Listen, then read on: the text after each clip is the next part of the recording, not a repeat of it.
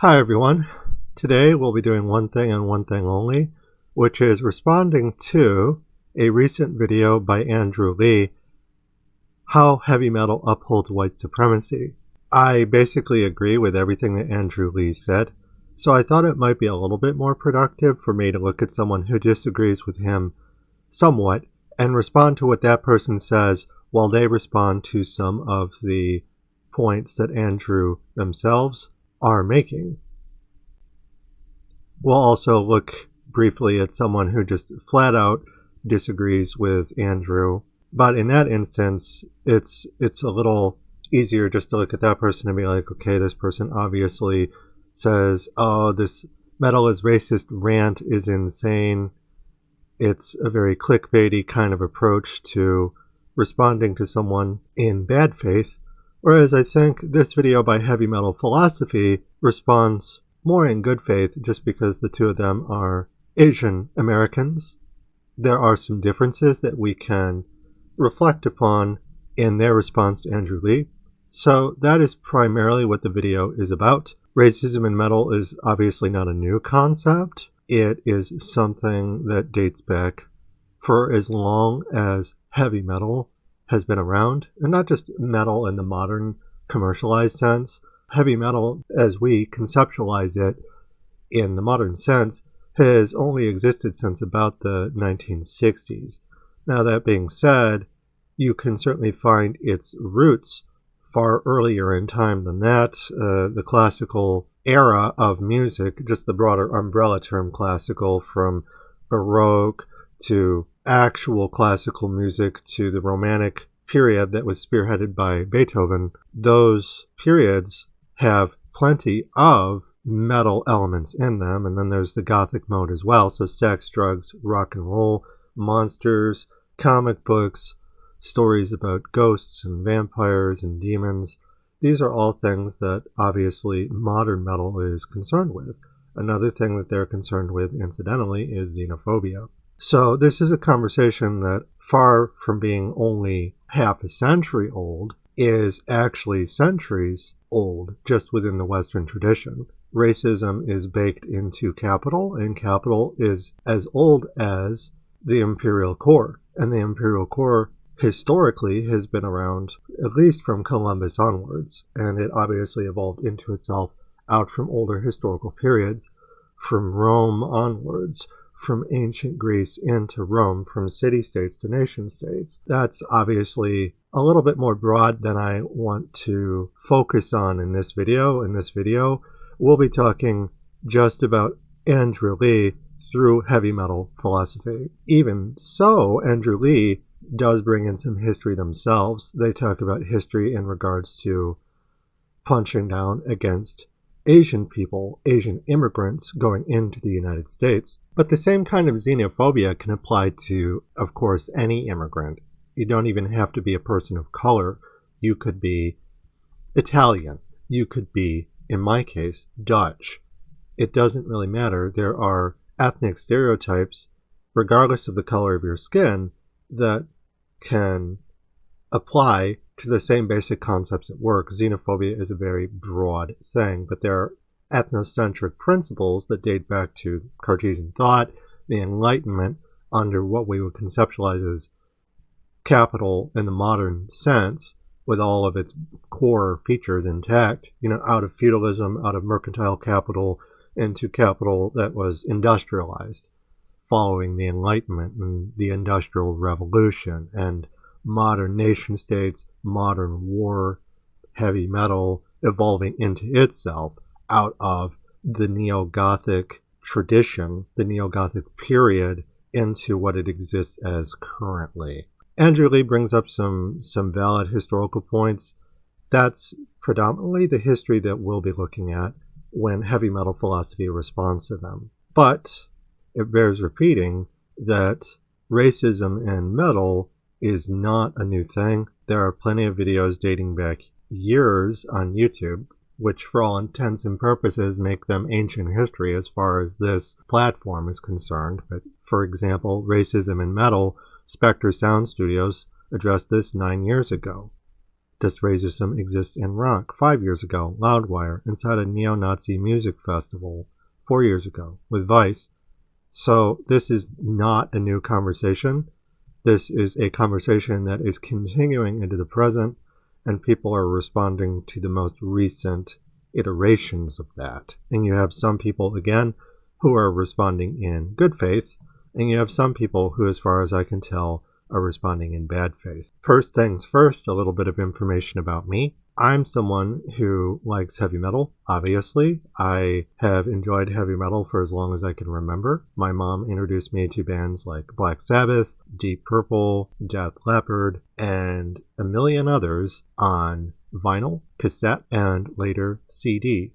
So I was someone who basically went from analog to being shared online before they had really regulated the sharing of said music into YouTube, what has become, a post-YouTube world with platforms like Spotify, Bandcamp, and various other ways that you can support music by paying subscriptions, by paying bands individually. Obviously, YouTube is still a really great place to find metal. There's some really good channels. But in any event, I have been there before the internet.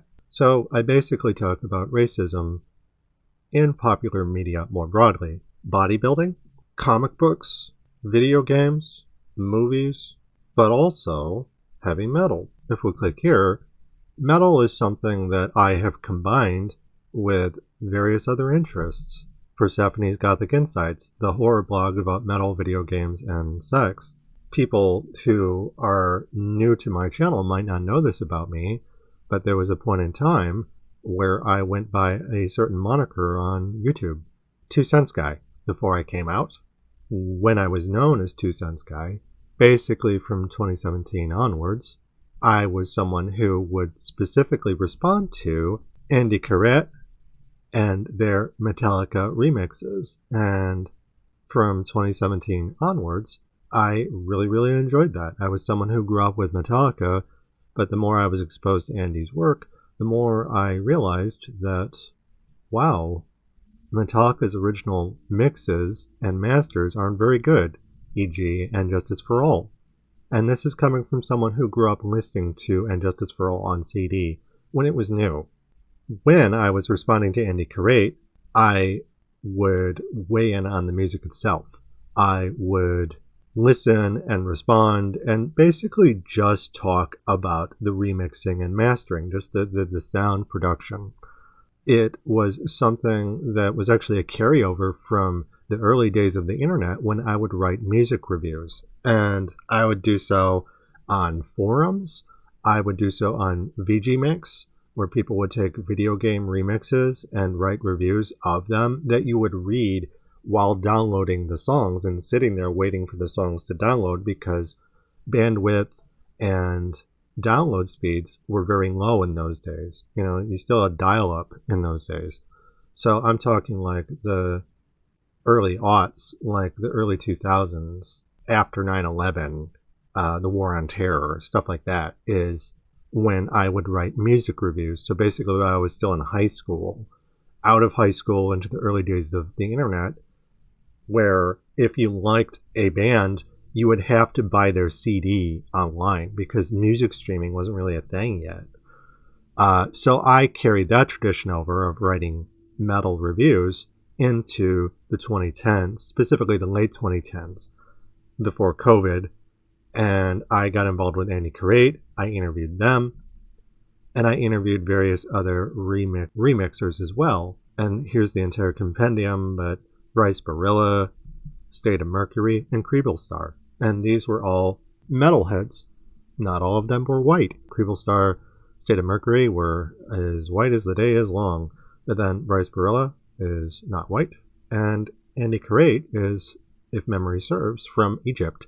So, it's a nice, healthy dose. It was a very, a broader census of heavy metal and being exposed to it. When I would talk about heavy metal in the old days, before I came out of the closet, or before I even really knew I was in the closet, I mean, that's how the closet works, right? I didn't know I was gay until I knew I was gay, and most of that happened around this time, actually, right around 2021, 2020, 2021, my egg was starting to crack, as it were. Certainly, there was a point before grad school, 2017, when I was still very much in the closet. Before that, I came out of the closet because I dated people who weren't straight. And I was just attracted to people who were neurodivergent, gender nonconforming, and they had their own interests in terms of music and video games and popular media and academic topics as well, because I dated academics who also happened to be music nerds and would talk about very similar topics to what, the kinds of things that are sung about in heavy metal. So the more I did that, the more I touched grass, as the kids say, I slowly left the closet. And that's an important thing to recognize, is that before I came out of the closet, I was known as 2 Cents Guy. And then when I came out of the closet, I said, I am no longer 2 Cents Guy. I would like it if people respected the fact that I was trans. That, of course, did not go over very well. All of the people who paid me any mind stopped paying me any attention. And it was a pretty sudden shutout, where before people would approach me randomly, message me and say, hey, 2 Cents Guy, 2 cents. And it would happen all the time. Even if I was talking about something that had nothing to do with metal, they would approach me and just be like, yo, it's 2 cents. And they're talking about the weather. It's 2 cents. And they're talking about baseball. It didn't matter. I would get randomly approached by people and they would call me 2 cents. But only when I was ostensibly straight. The moment I came out of the closet, suddenly we had a problem. And it became a situation where I was no longer acknowledged. I wasn't legitimate.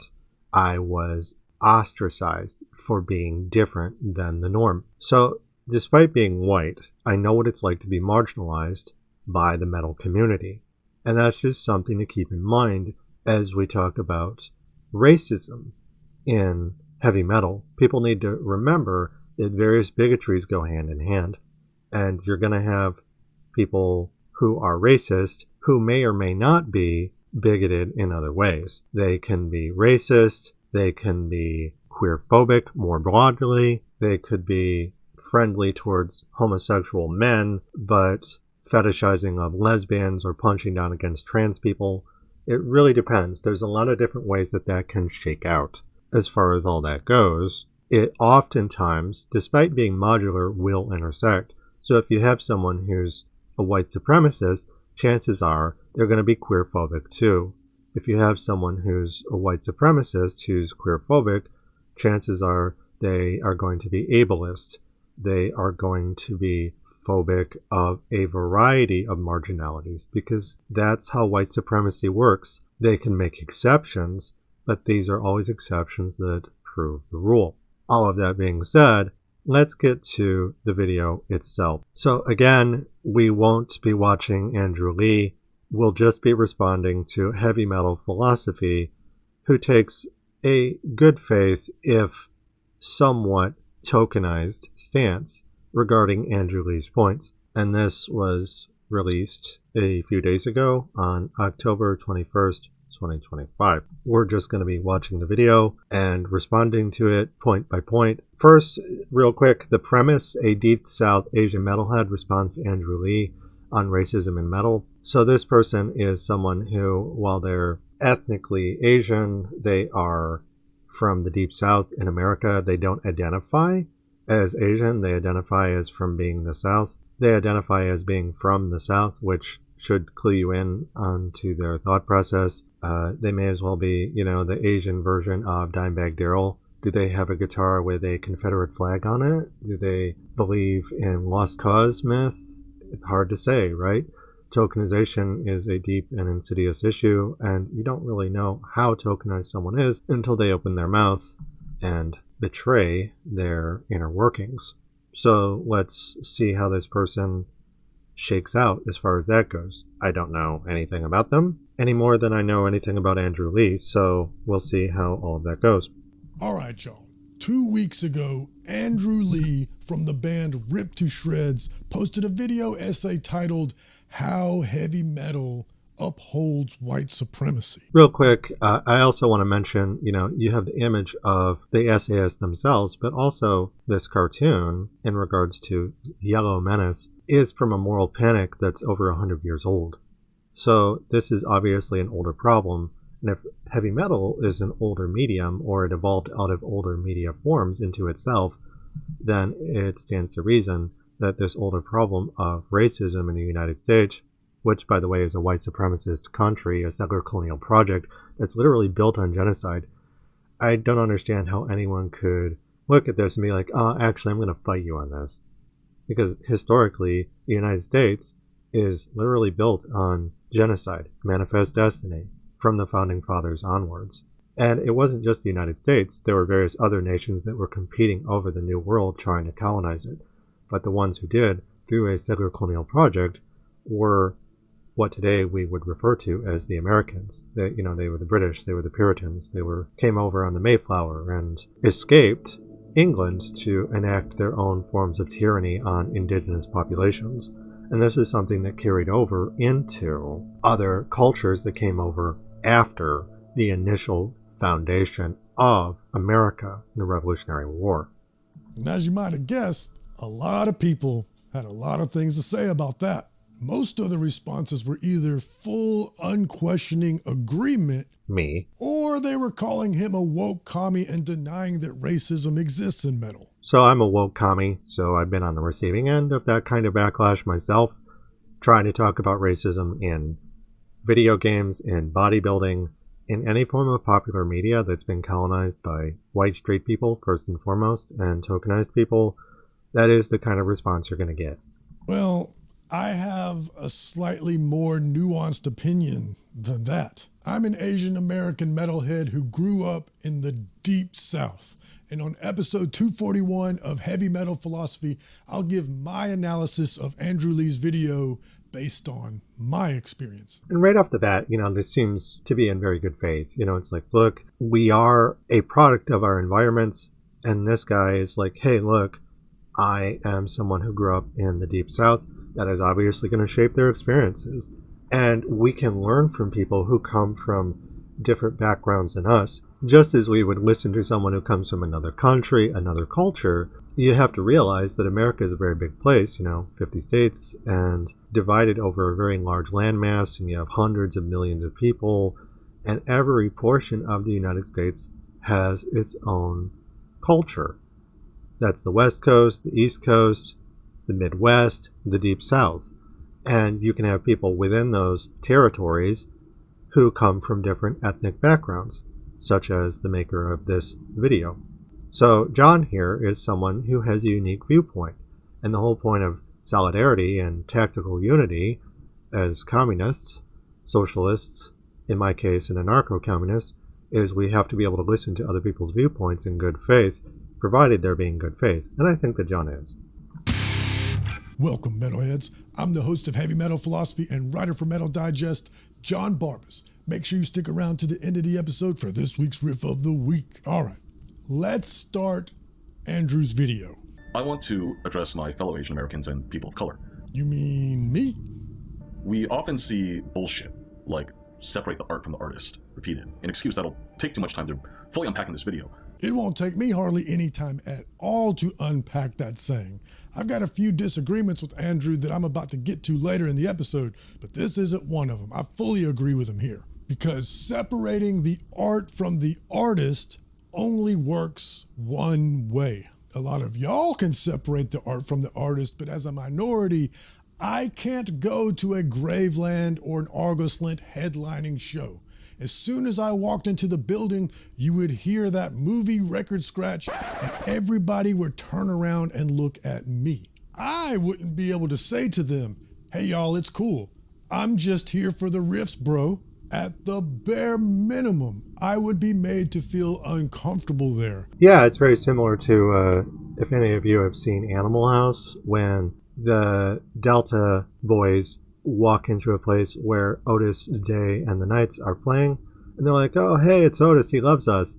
But then they're the only white people in a room full of people of color. It's at a point where racial tensions are high in America, during the civil rights movement. Obviously, the writers of Animal House were racist themselves. They were white, privileged college men who wrote from extreme privilege and had a tendency to demonize the civil rights movement as incredibly divisive and saying, oh, you don't want to welcome us white boys? It's basically the plot to Sinners, right? Oh, well, we're colorblind. We don't care about that. We just want to be able to listen to music. That's the joke of that particular thing.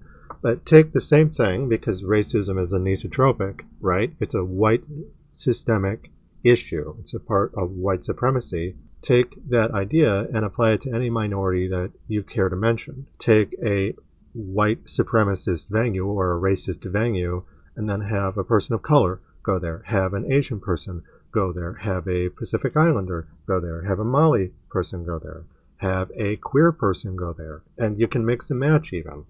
But the outcome is generally going to be the same. At the bare minimum, I would be made to feel uncomfortable there, because our existence is politicized in ways where we are designated to receive harm. So we can't just ignore someone's bigotry. We can't separate the art from the artist, especially if it pertains to something in regards to our existence as politicized by a white supremacist society, which is to say a capitalist society, because capitalism is inherently unequal. But more likely, something terrible would happen to me. It's not physically safe or possible for me to separate the art from the artist. And keep in mind the two bands that I mentioned there, I'm not talking about marginally sketch bands that people on Blue Sky are trying to cancel. These two bands are openly racist. Right. Okay. So absolutely. You also have to keep in mind, though, that there are plenty of bands that were openly racist that were very popular amongst whitey and straight people. So you have Leonard Skinner, for instance, would raise the Confederate flag at their live shows. And they did this up until like 2016. Pantera was a band where Dimebag Darrell literally had a Confederate flag decorating his guitar. This is literally a hate symbol. And not only that, it is a anachronistic hate symbol. It was a flag that was designed during the civil rights movement from Jim Crow supporters favoring the lost cause myth. And it's literally fuck off, don't come inside to anyone who's not white. And not only that, you have to keep in mind that it also applies to queer people. It also applies to, the Lavender Panic, Red Scare, Yellow Menace, various moral panics like that. They all overlap.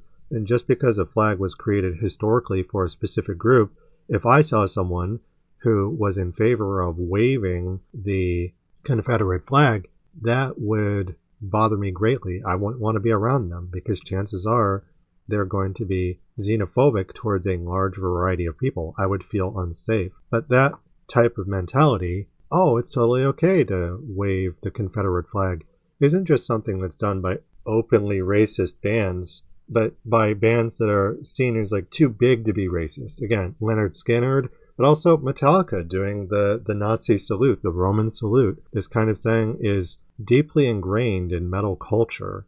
So it's not just the outliers. It's not just these tiny little bands that, as this person says, people on Blue Sky are trying to cancel.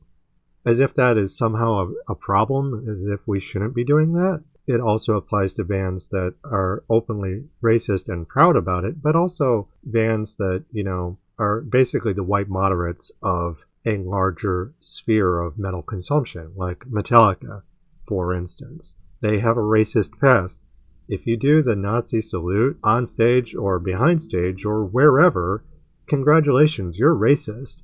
We don't have to speculate. They'll just tell you. Moving on. Also, that's a very Knives Out, Mask Off kind of racism, but there's also the white moderate kind that I just described. Again, this is a problem and has been a problem since the inception of America into the civil rights movement. The white moderate, Martin Luther King described, was far more frustrating to deal with than out-and-out fascists, out-and-out racists who were punching down very nakedly is you have people that, kind of both sides the issue, and that is far more frustrating. Draw a parallel to black civil rights struggles in the 70s and 80s. People of color need to forcefully desegregate heavy metal. We have to forge our own path as leaders and not wait for equality to be granted from on high. Right. Yeah, absolutely. Like forcefully desegregate, which is to say they're making the same argument that Martin Luther King did, which is we can't wait for the white man to tell us when it's okay because they're the one who's colonizing us. The same idea applies to any minority you could think of. And then this guy, John, is like, oh, wait, what do you mean forcefully? They're like, peace is a white man's word. And the word coming out of this non-white man's mouth is peace. We can't be forceful. We can't be violent. You have to non-violently protest. First off, as an Asian with my Asian American problems, I don't feel comfortable comparing my plight to the black civil rights movement. And I think... Why not? You should be able to find common ground with other oppressed people. We're not separate from each other. You can have separate deviations in regards to how you're punched down against versus another group. But at the end of the day, we have to solidarize. You can't treat them as completely separate. Andrew would agree with me if he was here to respond. He would probably say he wasn't doing that. He was merely pointing out one aspect of the civil rights movement that was successful and we Asians should emulate. Yeah, sure. That's the whole point of finding common ground is we have to do what works, but we also have to recognize we're doing that according to a situation where we're being discriminated against idiosyncratically, but according to the same profit motive. All of the discrimination that happens against different minorities occurs by virtue of the fact that the status quo within a system that's built to conduct genocide enacts that genocide differently against different groups at the same time and will divide and conquer those groups. So we have to find common ground. We have to unify. Sooner or later, we're going to have to find similarity amid difference. So with that out of the way, I do want to know exactly what Andrew means when he says forcefully desegregate. Well, yeah, it's again, so this is what I was referring to earlier in regards to what do you mean forcefully? Again, this is Max Weber's monopoly on violence that the state enjoys. A monopoly of terror, Robert Asprey, War in the Shadows, and a monopoly on monsters, as I would argue. The state gets to enjoy all of these things, and then you have this person who's basically tone policing the person he's critiquing, Andrew Lee. So this is tokenism 101. Heavy metal. I would love to have Andrew on the show to explain to me exactly what he means. No, you better explain to me right away exactly what you mean. This is tone policing. He has to explain himself as opposed to, punching up against the status quo and getting them to explain themselves. He's expecting the victim of state oppression to explain himself. And he better do it right away. And he better come on the show and he better make a spectacle out of it. We got content to make here. What mechanism is he suggesting that we employ to accomplish this?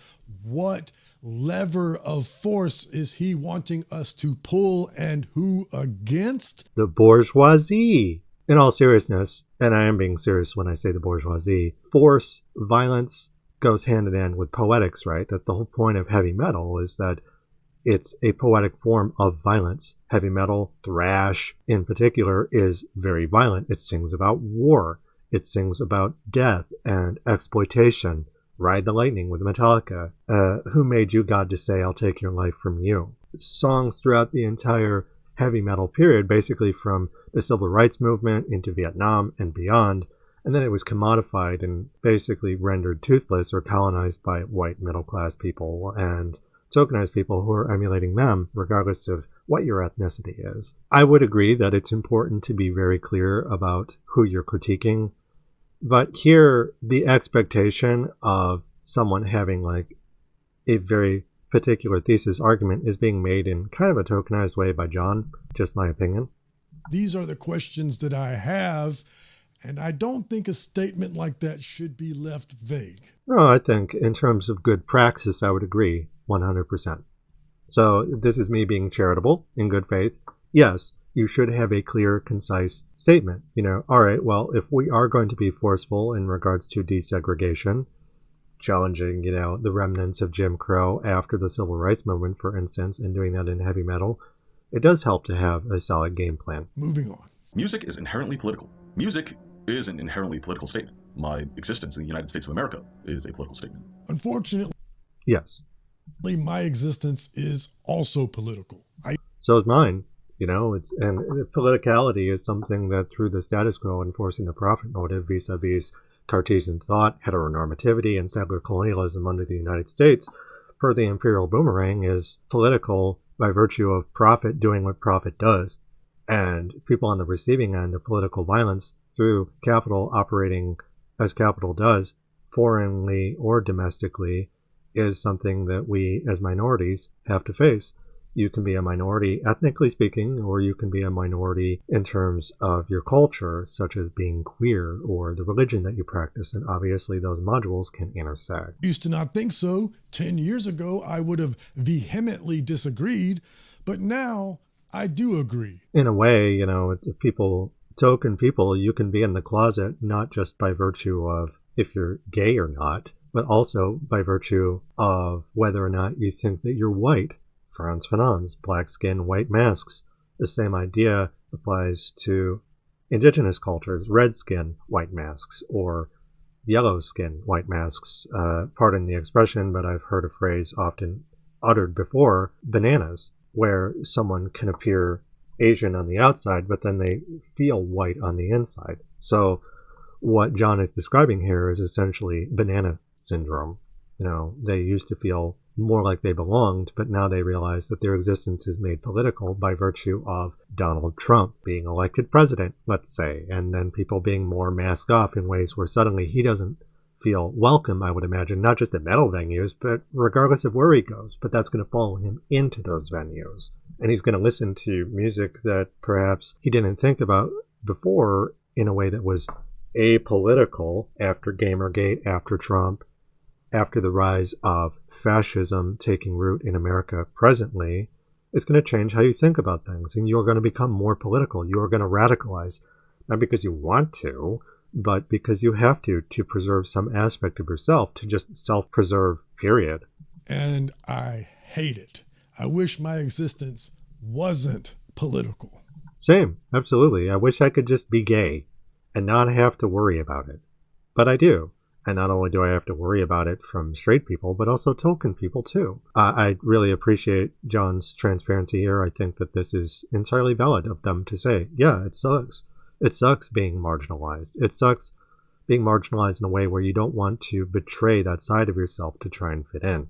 I resisted identity politics when I first became aware of it because a healthy society should have strong individual rights that apply equally to everyone. Okay. It's a very American way of thinking about things, individuality under neoliberalism, enforcing a liberalizing of the market, for instance, just a neoliberal critique more broadly. People need to be individualized, fear the collective, individual liberties that are applied to people equally. But you and I both know that that's not true, because to this day, people of color are still treated as alien to some extent. They are killed by the police. They are locked up disproportionately compared to other minorities.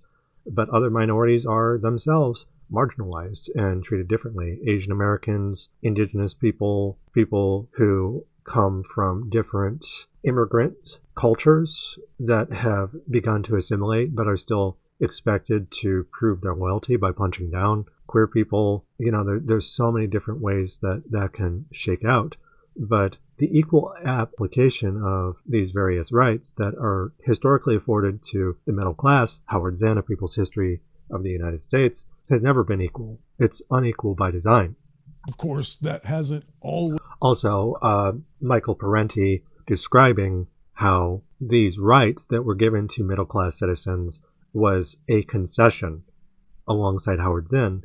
They argue that they didn't want to give these rights to the middle class, but they did it to divide and conquer people. The middle class is historically white, and they received these rights from landowners in Virginia and the other colonies so that they would protect the bourgeoisie from black slaves and indigenous people. They did it to divide those groups so that whitey would play defense. It's a very old strategy. Ways, or probably ever been the case in America. Yeah.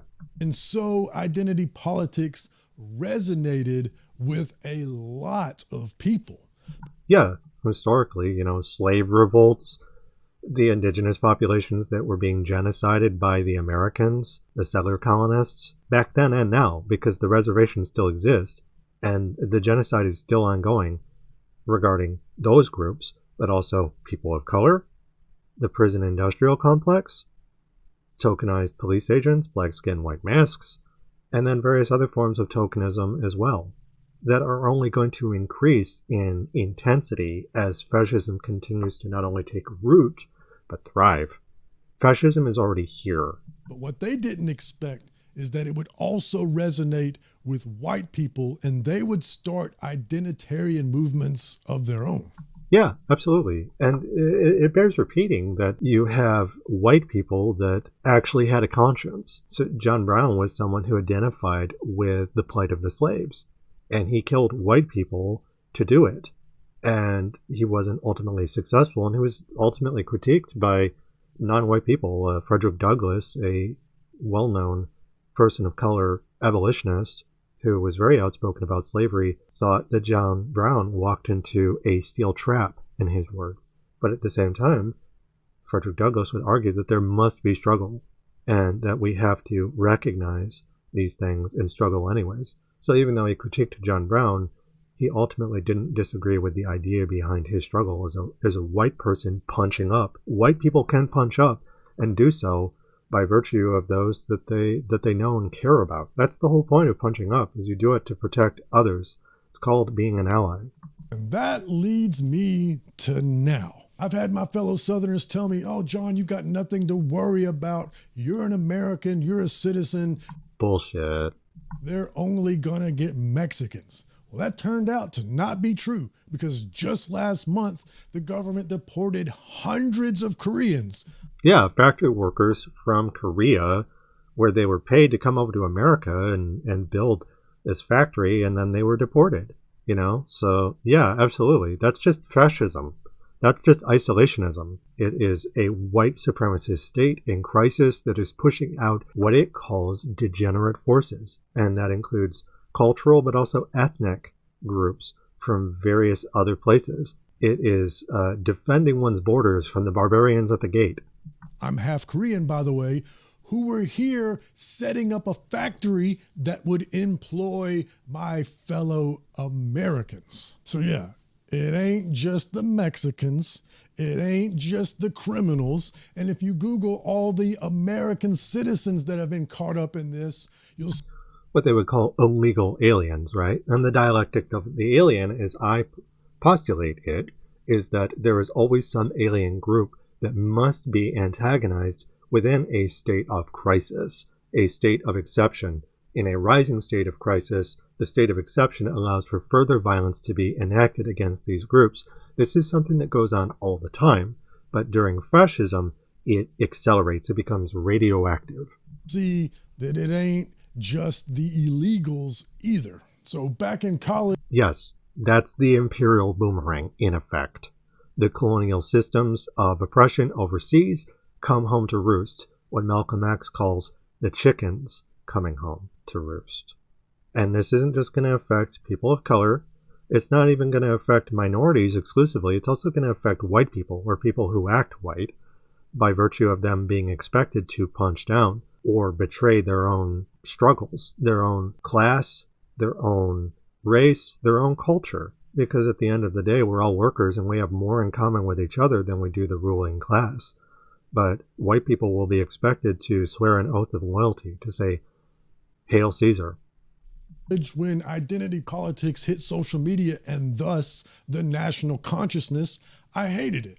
But class consciousness, race consciousness, social consciousness. These are modular concepts that intersect through a larger struggle against capital, against the state.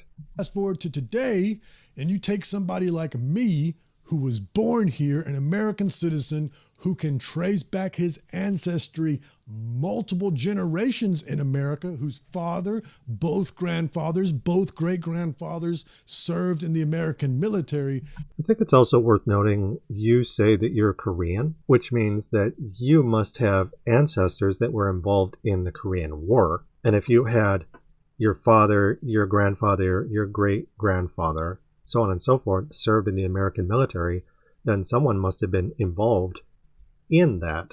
And I think you go on to explain that your mother is Korean, so your father must have been white, if I had to guess. The Korean War was intensely violent and involved the bombing and napalming of your old country, the one that you have ancestral ties to. The Americans in that war, that anti-communist war where Douglas MacArthur wanted to use nuclear bombs and Harry Truman was like, maybe we should not do that. And this is coming from the guy who dropped 2 bombs, nuclear bombs, on Japan, say nothing of the firebombing of Tokyo and just the insane amount of bombing that was done onto the Japanese and the Axis powers more broadly. So if you have Harry Truman who's like, hey, maybe pump your brakes, Doug. That kind of idea, though, was intensely popular during the 1950s into the 1960s, the idea that we should bomb China. But that also extended from the Korean War in the 1950s, where you had this war after World War II that was basically just pure Red Scare. But it wasn't a little conflict. Hundreds of thousands of people in Korea were killed by the Americans dropping bombs on them. So the patrilineal side of your ancestry is responsible for that, as far as I understand. Merely because my mother, who, by the way, has a deeper Southern accent than I do and has never even seen Korea because her parents were Korean, now my existence is political. It Okay, welcome to our sad little world. sucks. Moving on. It does suck. Now, I grew up in an ethnic enclave here in California, and I'd like you to remember why those enclaves even exist. In San Francisco, historic Chinatown was the only place that Chinese people were allowed to own property. Near Cupertino, where I grew up, white flight, starting in the late 1980s, created schools that were 90% ethnic Chinese or Indian, with white families claiming that schools were becoming too academically competitive. Here is where Andrew and I's experiences greatly diverge. I want to say in regards to my experiences, I'm Dutch. I grew up in Michigan, southeast Michigan. There just really wasn't anyone but white people. So I was someone who had to pick up this kind of stuff along the way. My background is closer to John's, incidentally. I was deeply ingrained within a particular white culture. And I had to basically glean what I could from other people who had different backgrounds than I. I didn't grow up in an ethnic enclave. I didn't grow up in California. I grew up in the deep South. So other than my mother, who once again has a deeper Southern accent than I do, it was many years before I saw another Asian, and I was well into adulthood before I met another Korean. Yeah, absolutely. As a racial minority, I would expect that would be very confusing. You might feel alien. It's kind of an inversion of The Jerk with Steve Martin, right? Where he's raised among the family of color and he never sees any white people and he thinks that he's black because he is just surrounded by people who, while they look different from him, treat him as one of their own. And that kind of thing is anisotropic, right? It goes both ways, but it means something different depending on which direction. So yeah, that kind of thing does go both ways. If you take someone who is a situation where they're a racial minority, but they're treated relatively equally amongst their peers, you weren't a slave in the Deep South. You're going to take on qualities where you think, oh yeah, I'm just a member of the status quo. But obviously you've come to realize that that's not true. Members might notice that I call myself a Southerner far more often than I call myself an Asian. Then nostalgia makes sense. You're going to be raised to think a particular way that's informed by your childhood experiences. And if those experiences aren't strictly negative, you'll fight to defend them. You'll have a sense of Southern pride, right? Because it treated you relatively well. But that's how tokenism works. People who will defend these positions who generally come from a relatively privileged position within a society that normally punches down against minorities. If you're one of the lucky ones who was treated with relative decency, you're going to tend to punch down harder. In your case, you don't seem to be doing that exactly, but you are going to identify a particular way that can inform your behavior in ways where you will push back against people not in Plato's cave. In fact, this is probably the first piece of content that I've made that focuses on my race. I identify much more as a Southerner than I do as a Korean because growing up, I never experienced any Korean culture. I identify more as an American because I am. And here, let me... You are a product of your environment, and that was something that through your unique constellation of experiences and accident of birth, how you think is something that occurs by virtue of what you were born into and how you were treated along the way. And you want to defend that. You want to do Bruce Lee did in Dragon, the Bruce Lee story. Sorry about your father. That was Koreans. I'm an American. Same idea. Point out, it's not lost on me that unlike Andrew, I can pass for white. And so... When I saw you initially, I saw someone, I was like, oh, look, it's Keanu Reeves. Keanu Reeves, I believe, is Pacific Islander, or is one side of his family is Hawaiian. He's not totally white, but he can pass for white. Oh, that's going to make me have a much different experience than he did. But despite that fact, there have been people occasionally who've gone out of their way to try to make me feel like I'm not an American.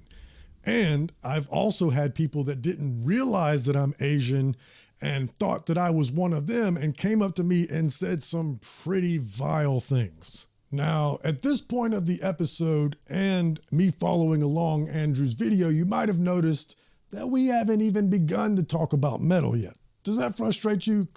No, you're just setting the table. Because it frustrated me. But I also understand that Andrew had to set up the history before he could make the point about metal upholding white supremacy. I'm just saying, and probably a lot of you felt the same way. At this point of the video, it feels like a lot of this has nothing to do with metal. Bullshit. All of these things are connected. Metal isn't just a form of escape, even though white people and token people tend to treat it as a form of escape, something you can dive into and ignore the problems of the world around you. But even if you do that, the world will follow you into metal because it was written by white straight people first and foremost. And you might be able to find some examples of people who are not white or straight who wrote heavy metal music, but the fact of the matter is that it's a deeply colonized mode of expression. Just because something feels a certain way doesn't mean it's true. You see, political decisions in history don't just affect a slice in time in history. They affect multiple and sometimes countless generations into the future. What Marx would call historical materialism. History is predicated on material conditions. Materials shape consciousness and vice versa, the base superstructure, kapital. The Chinese Exclusion Act is responsible for the demographics of the country today because those people had children after all. Stephen Miller knows this. He isn't only crafting his policies to affect the demographics of America in 2025, he wants to shape the future. By erasing the past. But I want to thank Stephen Miller, who's right back in the audience right there. I'd love to have him. I love watching him on television. I'd love to have him come up and explain his true feelings, but maybe not his truest feelings. That might be going a little bit too far. But Stephen, thank you for doing an unbelievable job. So that's why I think Andrew is bringing up historical immigration policies, because one of his points on how metal isn't ahistorical. Metal is a form of history that has partially imaginary or poetic elements. No different than a folk tale. No different than a fairy tale. No different than a comic book. There's going to be political elements regardless if you want it to be political or not. Captain America, for example, was a deeply political or politicized cartoon, the whole point of Captain America was literally to encourage people to enlist in the military. That's just one example.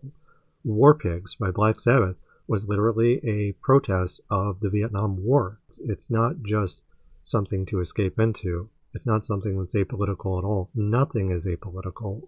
And if you try and make it apolitical, it's still a political statement, a condition. Metal upholds white supremacy is the percentage of minorities involved in metal. Now, I have some disagreements there that I will get to later, but I'm just merely saying that that's his point and the history is needed to make it. Yes.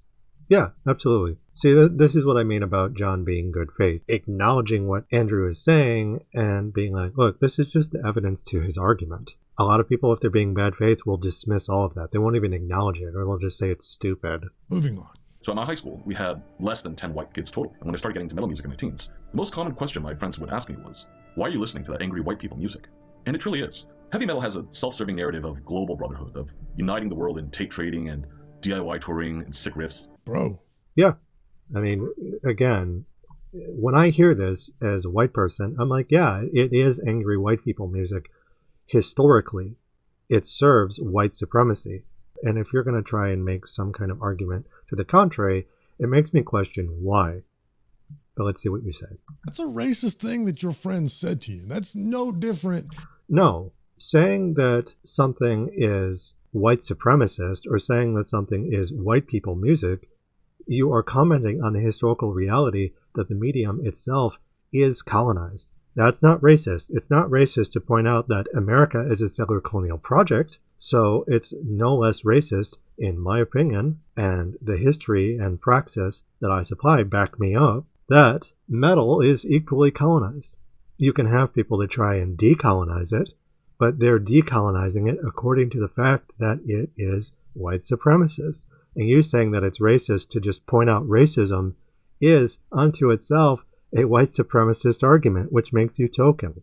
Then if one of my fellow Southerners asks me why I'm listening to black music when I'm listening to... No, those are not equivalent at all, because one is attached to a white supremacist structure within the status quo, and the other is composed or written historically by people of color. If you say, why are you listening to white people music, you're acknowledging the status quo. And if you say, why are you listening to black music, depending on who's saying it, like if you had a person of color who said, yeah, I listen to music written by black people, context obviously matters with statements like that. But if you have some white person who's like, well, why are you listening to black people music? Yeah, that's obviously racist, because who's the recipient of systemic abuse per racist structures? Black people. But if you say, why are you listening to white people music? White people aren't on the receiving end of racism structurally. They're abused by capital, but they're not abused according to its racist elements. They're not the main recipients of political violence according to America as a settler colony. Now, mind you, I'm not saying this as a gotcha. This is going to be an important part of my larger point later in the episode. Just keep this one in mind. But if you focus on America, you can count bands like Suffocation or Death Angel on one hand, while drowning in a sea of white bands, despite census data showing 20% POC population in the 90s. Are there 2 POC bands for every 8 white bands? Yeah, so basically the argument is the number of white bands, according to the census data, is disproportionate compared to the number of bands of color. It's not equal. That's the point that Andrew is making here. Census data today puts America closer to 40% non-white. Are there even 2 POC bands for every 80 white bands? Okay, here is where I'm going to get into my first real disagreement with Andrew's video. Now, you will never hear me say that there's no racism in metal. I just don't think that taking a census of the minority makeup of bands that have made it and then comparing it to the general population is a good metric. Why not? It's literally a way to measure how many people are into metal, how many bands exist. I mean, how else are you going to measure it? You're literally quantifying it according to a form of data. How would you measure it? For measuring how much racism is in metal. Racism isn't just determined by the number of people present, but what we're talking about here is representation. And if you have a clear and obvious underrepresentation of specific minorities, and you can prove that through the metric that Andrew is using, which is very easy to prove. Look, here's the number of white people and white bands. It's a huge amount, way more comparatively than the number of bands that, if all things created equal and treated equal, you should see a similar number with bands that aren't white. But you and I both know that that's not the case. That's the argument that Andrew's making, and that's what you're fighting against. And you're saying, oh, well, racism isn't just representation, but it is partly representation. These kinds of metrics exist for a reason, and you're saying, well, just ignore the data. That's a neoliberal tactic. There are just way too many filters that are going to affect those numbers. First of all, you're only doing a census on bands you've heard of and thus have made it, or bands in your local scene. That's going to affect the numbers. And second of all, okay, so rate your music. Use something like, if you're questioning his data, then show us. Show us specifically how his data is lacking. Metal is a niche genre, and extreme metal is a niche inside of that niche. So that's going to filter out a lot of people, including white people. Then if we Right, but at the end of the day, there's still a lot more white people than non-white people. And the point is that their data set shows that. So you have to be able to supply a counterexample. Compare metal to other interests, we'll see that all sorts of different factors will affect the ethnic makeup of different populations. Yeah, but at the end of the day, if you look at classical music and composers, or you look at scientists in the STEM fields, or you look in Hollywood, there are plenty of situations where you can make arguments in regards to, obviously representation isn't the end-all be-all. So you could look at Hollywood, for instance, and say that Hollywood is racist, even though there are a certain amount of actors of color. And you could argue that, it is a tokenized industry insofar as the representation is there numerically, but it's still racist anyways. Sure, absolutely. But that being said, if you don't have that representation at all, that still is unto itself reflective of racism. It's like, okay, if you want to say, well, if the numbers were there, we could still say it was racist, because you have plenty of people like Morgan Freeman or Denzel Washington who are basically black token actors who don't really stand for universal equality and who punch down in various ways. It might be moderate ways, but that's how tokenism works. It isn't always reactionary in the way that it plays out. But if you just don't have the numbers, period, that's a problem unto itself. We don't even have the numbers. That's an issue, and that's indicative, I would argue, of racism. For example, I'd love to know what the ethnic makeup of engineers are. In my couple of... Yeah, but what does that have to do with Andrew Lee's argument? It's a non sequitur. It's like, we're not talking about engineers, we're talking about metal. And in metal, there is a disproportionate amount of white bands, larger popular bands, but also niche bands. So again, this whole thing is just a distraction. It's like, no, why are you talking about that? It doesn't have to do with what Andrew's saying, which is there's just a lot more white people, regardless of where you look. And that is 100% true. Yeah, there could be smaller, less successful bands that we don't know about, but that unto itself is also a huge red flag. Yeah, there are plenty of bands that don't make it that aren't white. Gee, I wonder what's going on. It's almost like they're being gatekept. Decades of experience working in manufacturing, I've worked with numerous Asian engineers. What does that have to do with metal, though? But I've only ever worked with 2 Asians on the shop floor. Why are Asians represented more in engineering than they are in welding and warehousing? And I'm sure that Andrew's experiences... Okay, but yeah, again, what does this have to do with metal? It's different than mine. Later in the episode, he will talk about how many Asians are in his local hardcore scene, whereas I've only ever met one other Asian musician in the South who, by the way, was a reggae musician. Okay. But that isn't disproving Andrew's argument. You're in the Deep South. You're not finding a lot of Asian people there because they've been excluded. And Andrew is speaking to his experiences in a place where you're perhaps more likely to encounter Asian people. But either way, it's still indicative of racism in metal because there is still exclusion happening on both fronts. You're not proving Andrew wrong.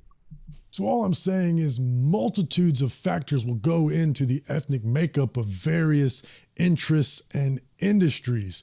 Okay, but at the end of the day, the data that Andrew's using is showing demonstrably that there are a lot of bands that are white and that those that aren't white are gatekept by virtue of the data being supplied.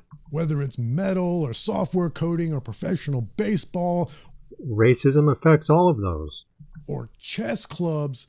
Especially affects chess clubs. Chess is like super bigoted and white supremacist. They're all going to have different demographics affected by different factors. Which are all white supremacist. That aren't going to map one-to-one to census data of the general population. No, but these kinds of things are still going to be connected. If you look at the underrepresentation of specific groups, yeah, you could say, oh, well, in certain ethnic groups aren't going to like metal as much. POC culture, for instance, they're not into heavy metal as much, and there are racist reasons for that, where they were pushed into the evangelical circuit, and they leaned more into R&B, the blues, they leaned into jazz and various other things that weren't gatekept as hard as heavy metal was. But that doesn't change the fact that if they don't like it, historically, historical materialism, right? It is shaped by material conditions. The social conditions are shaped by the material ones and vice versa. So if you have people of color that don't tend to like heavy metal as much for various reasons, yeah, you can point that out, but that still ties to white supremacy. You're not proving Andrew wrong here.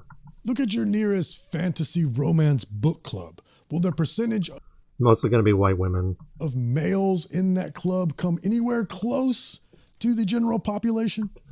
Historically, materially, it's still going to tie to the patriarchy. It's going to tie to sexism. Just because there is a disproportionate amount, that disproportionality, you can't just be like, oh, well, the general population isn't going to reflect niche interests.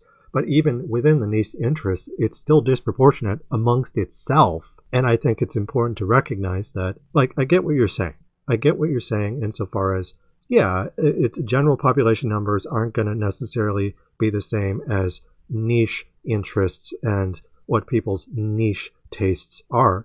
But you also have to keep in mind that metal isn't niche as much as you're making it out to be. It is a form of popular consumption. And you trying to say that, oh, well, it's this niche thing that a lot of people don't like. Well, there are plenty of people who like metal. It is a popular form of media, after all. It is not something that is as ostracized as you might think. Despite all the moral panics, I'm speaking as a gothicist, someone who studies sex, drugs, rock and roll, monster stories, dating back to operas and stage plays. And before that, into the ancient stories of man versus nature, the Gorgon and Perseus and Theseus and the Minotaur. Like, there are all kinds of stories like that in the canonical codes of the city-states out of antiquity. So these kinds of things, just because something is presented as niche doesn't mean it actually is. And it's not completely useless to use broader census data to say, here's the general data, and then here's the niche data, and because they correspond to each other. They're not separate. Or go to a Ren Fair LARPing event. It's going to be mixed to a certain extent, but it's largely a white people shit. You and I both know that that's true. There's going to be a massive overrepresentation of Tylenol abusers there. Tylenol abusers. That's a new one. But yeah, just because you go to a specific event doesn't mean that there aren't people elsewhere who aren't represented at those events. But that doesn't discount what Andrew's saying. If anything, it proves it. Moving on. So I think it's obvious heavy metal is majority white in America as well as globally. But in what ways does it uphold white supremacy? And to answer that, we first need to define what supremacy is. It's white people dominating and gatekeeping the social, cultural, and economic capital of America. It's not just white people, it's a white structure. Examining everything through the white perspective. It's defending the status quo, the existing racial order of America that elevates the white voice above all the rest. As a basic conversational definition, I would absolutely agree with that. Now here, I don't disagree with Andrew at all. Okay, that's a good start, right? Good faith. But I would like to point out something about the way he's phrasing this that will sometimes contribute to the pushback he gets. The way he's defining white supremacy is a very intersectional and academic way to... What's wrong with that? As an intersectional academic, I think that's how you should do it. Why would you set it up in such a way so that it's not intersectional? If you do that, that's just a form of gatekeeping. That's just a form of divide and conquer. A token approach to things, in your case. Define a real thing that does exist. But to a normie, that's not what white supremacy means. Andrew? Okay, sure. You have to be able to communicate complex ideas in ways that regular people can digest. You have to synthesize it. You have to be able to present it in a way that's palatable, that's digestible. You don't want to lead to something called cognitive estrangement, where it's so nerdy and it's so academic that regular people look at you and they basically say to you what Mark Hamill said to George Lucas. George, who talks like this? Andrew sort of alluded to it in his intro. He said that his video is not directed at people who think racism can only manifest itself as violence. Well, and violence takes a lot of different forms, right? Is it not violent to police people's language, to deny them the ability to speak?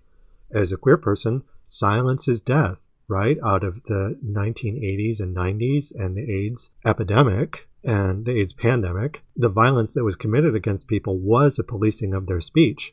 Monty Python, right? Help, help, I'm being repressed. Come and see the violence inherent in the system.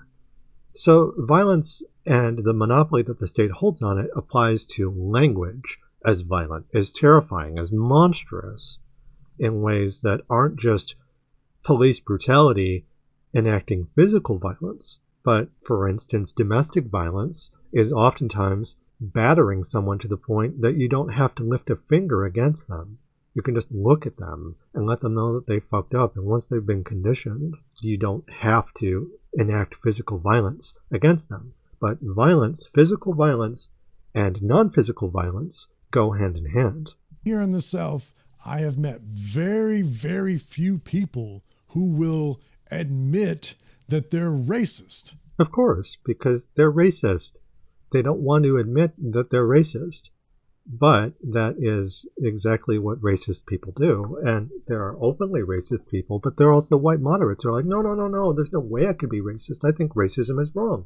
But I also want to deny you the ability to protest in a way that would enact meaningful change. RE, struggle, as Frederick Douglass describes it. They want to take away the struggle, and they want to have negative peace, as Martin Luther King would describe it. In fact, I've met one or two white supremacists who would also claim that they're not racist. Probably in bad faith. That's how crypto-fascism works. I obviously disagree with that, but... Yeah, and you should disagree with it. You should not engage with people like that, period. They're bad actors. Yes, words have meaning. Words have meaning, and they're attached to action. Words don't just occur in a vacuum.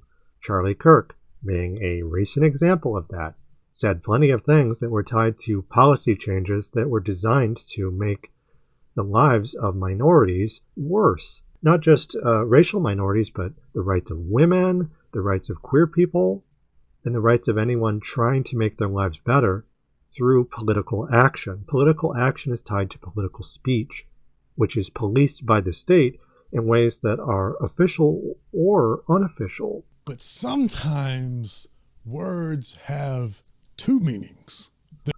Yeah, language is dualistic. Absolutely. You can have the same aesthetic that is used by fascists and communists alike. I love heavy metal. I'm a communist, and I revel in the aesthetic of power and death that is likewise worshipped by fascist people. Absolutely. That kind of thing. Liberation and exploitation share the same stage. They share the same aesthetic under capital. One side upholds it, fascists. The other side punches up to try and change the system. You have to within itself. There is no outside. We live in capital. Capitalist realism is when people meaningfully try and uphold the status quo by saying, oh, those people over there who are trying to change things, they're the end of the world. They're the zombies in the apocalypse. Go and commit violence against them. And there's so many different ways that that can play out. There's the technical and academic and correct meaning of the words, but there's also a colloquial meaning and understanding of the words. So down here in the South, when you say the words white supremacy, people will think about the KKK. Sure, absolutely. And lynchings and Jim Crow and businesses refusing to serve and or hire people based on their skin color. That is something that you have to acknowledge. Like, yeah, people are going to have a knee-jerk response, but if you sugarcoat it for them, eventually it becomes invisible, right? I get what you're saying. There has to be a certain kind of Trojan horse effect. You have to put the medicine, the bitter pill, in something that is digestible. And that, as someone, as an educator, that is something you have to keep in mind. You can't walk up to people that you're trying to convince and treat them like you're the enemy. But you also have to make them realize, the uphill battle as far as all of that goes, that they are racist. So you have to be able to demonstrate that in some shape or form. And if you get pushback, well, that's just the reality of being an educator. So in these people's mind, if they would be willing to serve and hire Asian, Latino, Black people, if they're willing to befriend them and invite them to the barbecue, well, that means they can't possibly be racist, right? You and I both know that someone can be racist in a more moderate sense. Just because they meet hiring quotas doesn't mean that those quotas can't one day be revoked, or that in the interim they can't be racist in other less obvious ways. That's what white moderacy is. So you're not just talking about like the Knives Out fascists, the foxes and wolves arguments, Malcolm X. You're dealing with people who think that they aren't racist. That's the problem with white moderates, and why Martin Luther King thought it was so frustrating to have to deal with them, is they were the enemy of progress far more than the open ones were, the open racists, because they believed that their cause was just through the continuation of negative justice, as opposed to enacting progressive change, reparations, what have you. Sooner or later, things will come to a head, and the people that will be at the front of the line are white moderates, or token moderates for that matter. And at this point, I know people are going to get mad at what I just said, because that's such an extraordinarily low bar to clear to It is. The bar is truly in hell. exonerate yourself from racism. The reality is that people are racist to varying degrees. I'm racist to a certain extent. You know, I was raised in a white small town in Michigan, which is home to the Michigan militia and the KKK. So that was something that I had to overcome. Not dealing with open racists, mind you, but people who were moderately racist, including people within my own family. And that was something that I had to get away from. My mother and my uncles, when they were children, were raised in a interracial school, and they were the minority. White people were the minority in that situation, and they were punched down against by people of color. They were bullied. It's a fight. It's a fight. It's a black and a white. If whitey's gonna win, then we all jump in. They would have songs like that, punching down against mom for being white, against my Uncle Dave for being white. And I would still argue that it was racist in a way that adheres to criminogenic conditions that are enforced by capital as a white supremacist structure. I'm not going to say, oh, it's black people.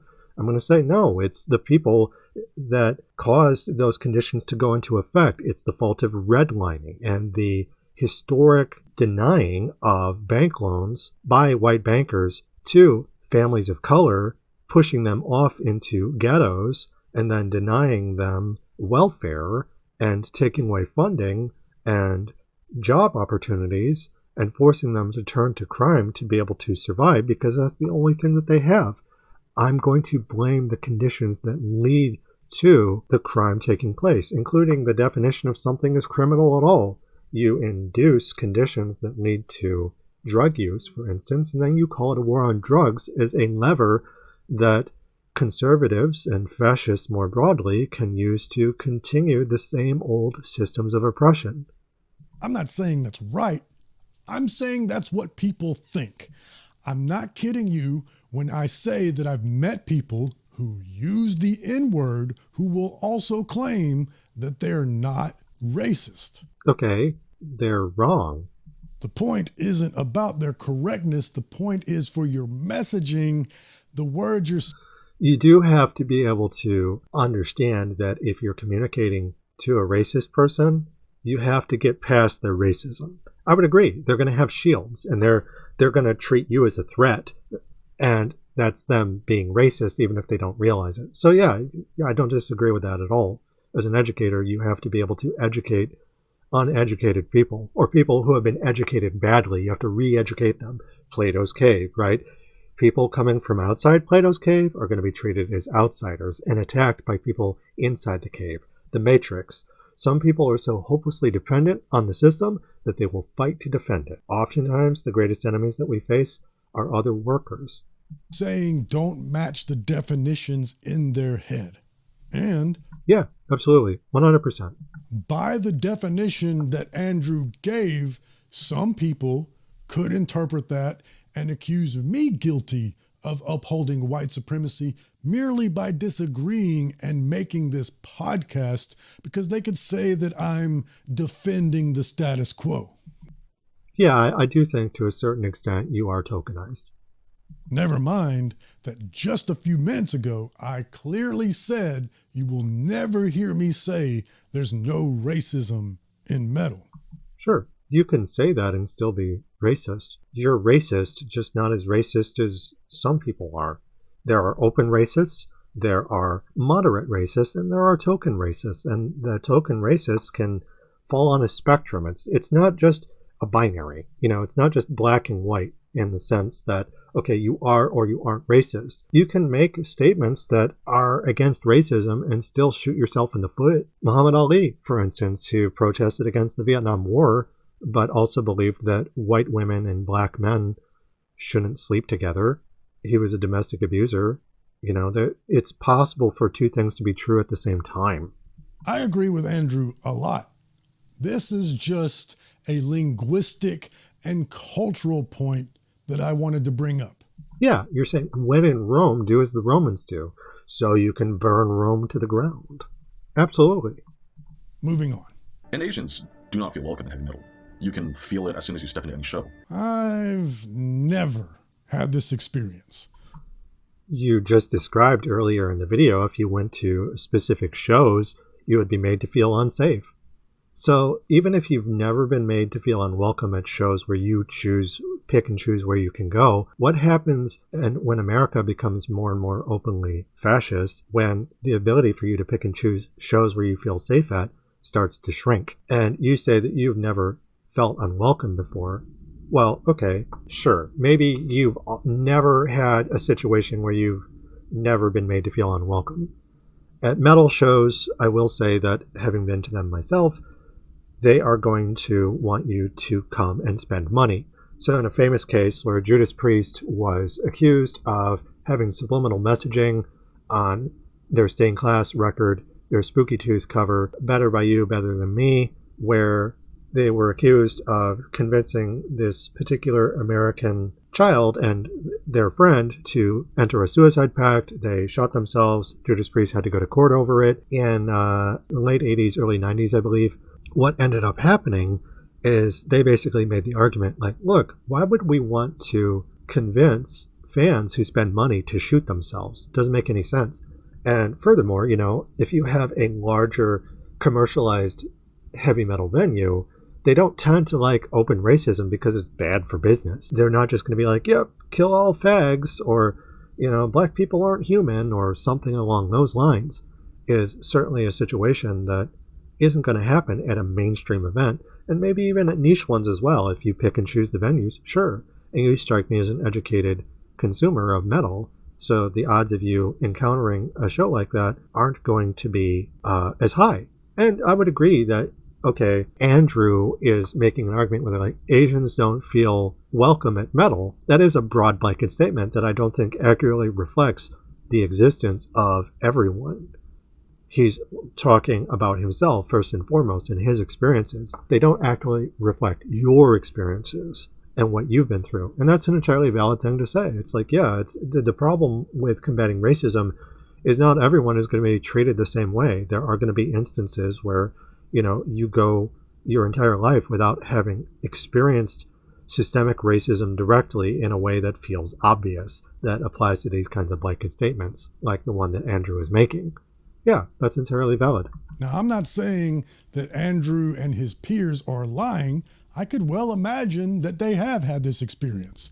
But I've been to hundreds of metal shows, and I have never, not once, been made to feel unwelcome. But again, you said that you know exactly which shows would make you feel unwelcome. And I think the difference between you and Andrew is more aware of systemic racism in ways because of their education. It shapes how they see the world. It's like Neo, right? Once he sees what the Matrix is, you can't unsee it. And the more you've come to realize that systemic racism is a thing, and the more political your existence becomes, you become more aware of it too, and you learn what to avoid. But that doesn't change the fact that it has changed your experience in a way that has made you more radical.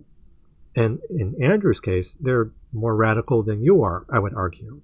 You're coming from a more centrist position that is slowly starting to shed some of its layers and expose a more radical core, just by the sounds of what you've been saying. But you're at a different point compared to Andrew and what they're saying and where they're at and the language that they're using. So based on what they know, of course they're going to experience more cognitive dissonance. It's just, that's what happens when you become more educated. Because of my race, I have seen black people made uncomfortable at metal shows, and I've seen a lot more women experience straight up hostility.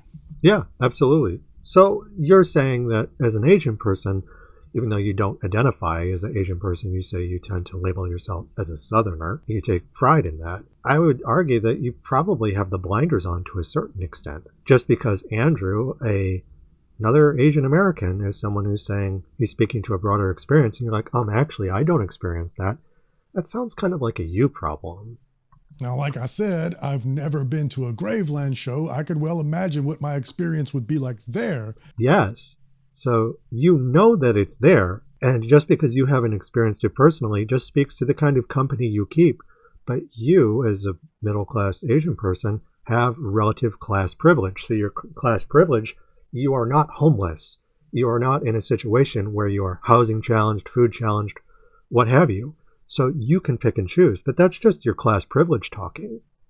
But as an Asian man, I've been to an Asian middle-class American man. Death metal, thrash metal, black metal, metalcore, hardcore, doom, stoner, you name it, hundreds of metal shows, and I've never felt unwelcome. And I will say that oftentimes at metal shows, people more broadly don't tend to be like mask-off racist. It's like a lot of racism is underneath the surface, and it's not something you're going to encounter at a show where you're just coming together. You're not there to burn a cross in someone's lawn. You're there to have a good time. Maybe a couple of girls will get drunk and show their boobs. Maybe a couple of guys will get drunk and show off their butts. I don't know. It doesn't really matter. The point being is that these kinds of shows are about getting together and having a good time first and foremost, more broadly. But it doesn't change the fact outside of just that main venue where people are having a good time, racism is everywhere. And just because you haven't experienced it doesn't mean that it's not going on everywhere. Especially, what would you say if it was someone who is of mixed race, someone who was Asian and black, or someone who was Pacific Islander, someone like The Rock, for instance, someone who doesn't look like an American's idea of what Asian is. You know, their skin might be darker, their face might have, you know, a different kind of appearance. Oh, you don't look Asian, you know, that kind of thing. And what if you had an Asian woman? Is it not racist for an Asian woman to be treated differently at these groups than you? So it's like these different intersections of class, of sex and gender, of race can intersect. They're not discrete. And all that you're really telling me is that you have class privilege, but also male privilege. And you pass. So you've been treated differently because of those things in a way where Andrew, who doesn't pass, has experienced differently. So you're just describing in good faith that you have more privilege. That's it. That doesn't mean that Andrew's wrong. Now, I have had a few Asian jokes said to me, but never by an audience member. The small handful of times that it happened, it was when my band was playing a show and it was backstage and it was one of the other boomer or Gen X bands trying to clumsily start up some conversation with me. Did that make you feel welcome? I think maybe my reaction to this is a little bit different than Andrew's because I'm a Southerner. Yeah, because you have relative privilege. You're literally a token Asian person. And because of that, because of your middle class privilege, because of the fact that you're a man, because you can pass, these are things that are going to shape your experience in ways that make you more tolerant of intolerance. Whereas Andrew, who doesn't pass, is going to be less prone to feeling welcome about unwelcoming things. Like you're literally saying, oh yeah, they basically did the Mickey Rooney breakfast at Tiffany's thing, but whatever. That's just you turning a blind eye. You can imagine I've heard some pretty vile things said down here. So when some boomer band backstage jokingly says, I want to run 2 cabinets tonight, so let's get John to calculate the ohms because he would be good at that sort of thing, it just pales in comparison to other things that I've heard. And it's... Again, you're ranking abuse in ways that it doesn't matter what you think. It's still racist. See, that's the thing. Like, you're like, oh, it's not a big deal. Well, according to you, but according to Andrew, it's a problem.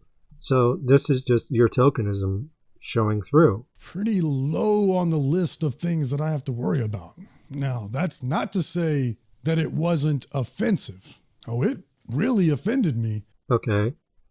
And not because it was racist, and make But it was racist. no mistake, it was racist.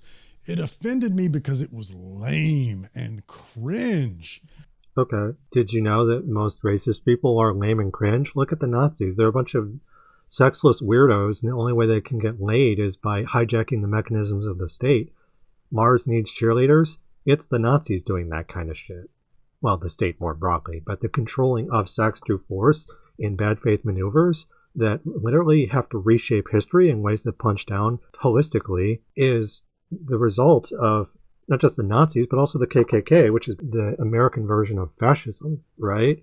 Birth of a Nation. The heroes of that movie, the Star Wars of its day that was shown in the White House by Woodrow Wilson, were the KKK, the Grand Wizards, the Knights Templar. I'm a fan of comedy. It'd be no different than if you strummed 3 chords and expected me to think that that's a sick riff. Sticks and stones kind of thing, and you're saying, oh, well, that's not racist because I didn't feel uncomfortable. Yeah, that's a kind of a weird way to look at it. You know, it's like, it's a defense mechanism. You know, you're looking at it being like, oh, well, you could do a lot worse. And that's true. But at the end of the day, it's still racist. And it's important to recognize that. You know, if someone walks up to you who's a boomer and they don't really know how to be racist, like they're not getting a noose and they're going to string you up, but they tell you a bad joke, on one hand, you know, they have relative privilege and they can do that kind of thing. But you also have the ability to say more than you could. And, you know, you're like, you're going to shrug it off. And if you want to do that, that's fine, but you have to keep in mind that you're still shrugging off racism that is widespread. This is something that you've experienced before in conjunction with the other bigotries that you've mentioned that affect other people, including other Asian people like Andrew.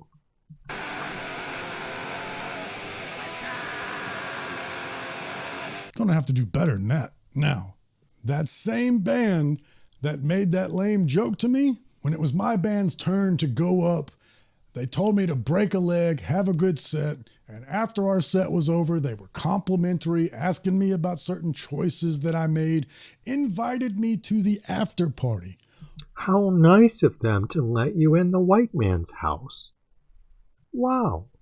It's like, and at the end of the day, racism is something that is on a spectrum, but it's still racist.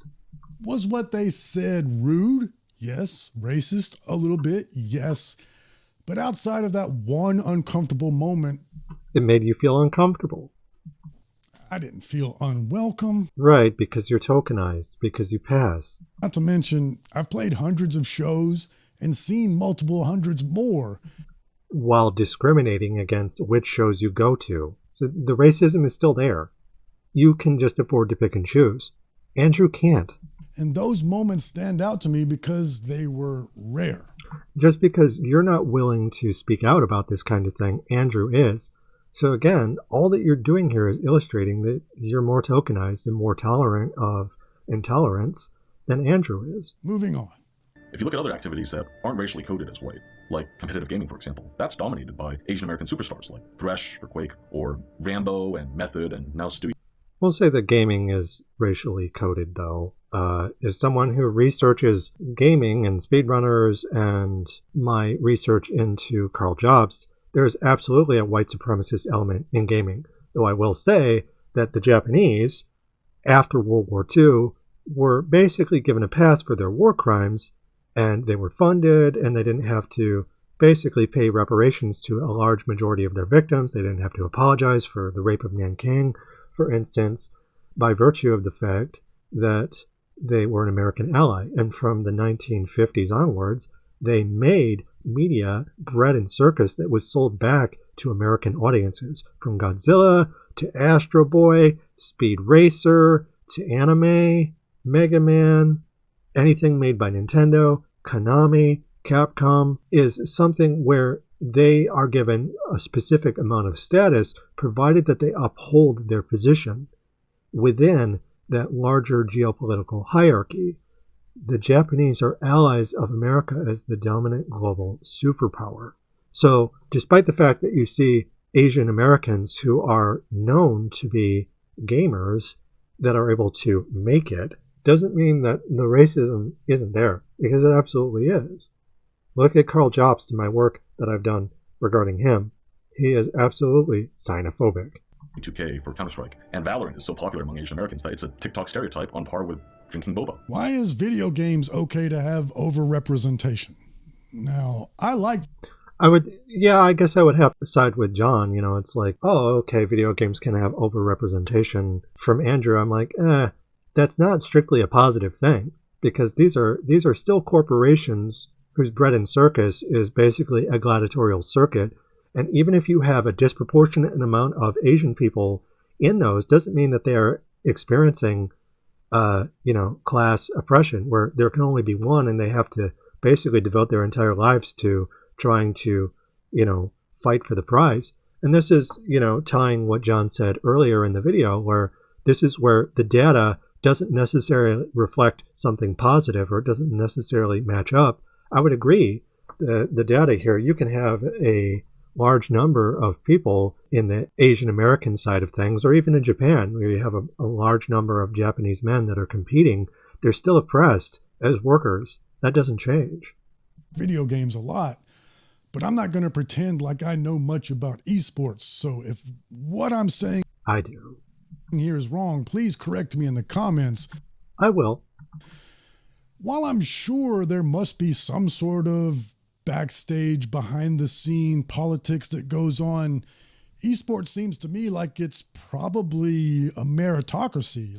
Yeah, I guess in regards to, if you can beat Whitey, they're not going to take the prize away from you. So if you're a Asian American, for instance, and you beat someone who's white at their own game, figure of speech, is made by a Japanese company, but you have people from third world countries, for instance, who compete, Blaz, Mena RD, people who, from non-Western countries who are able to compete.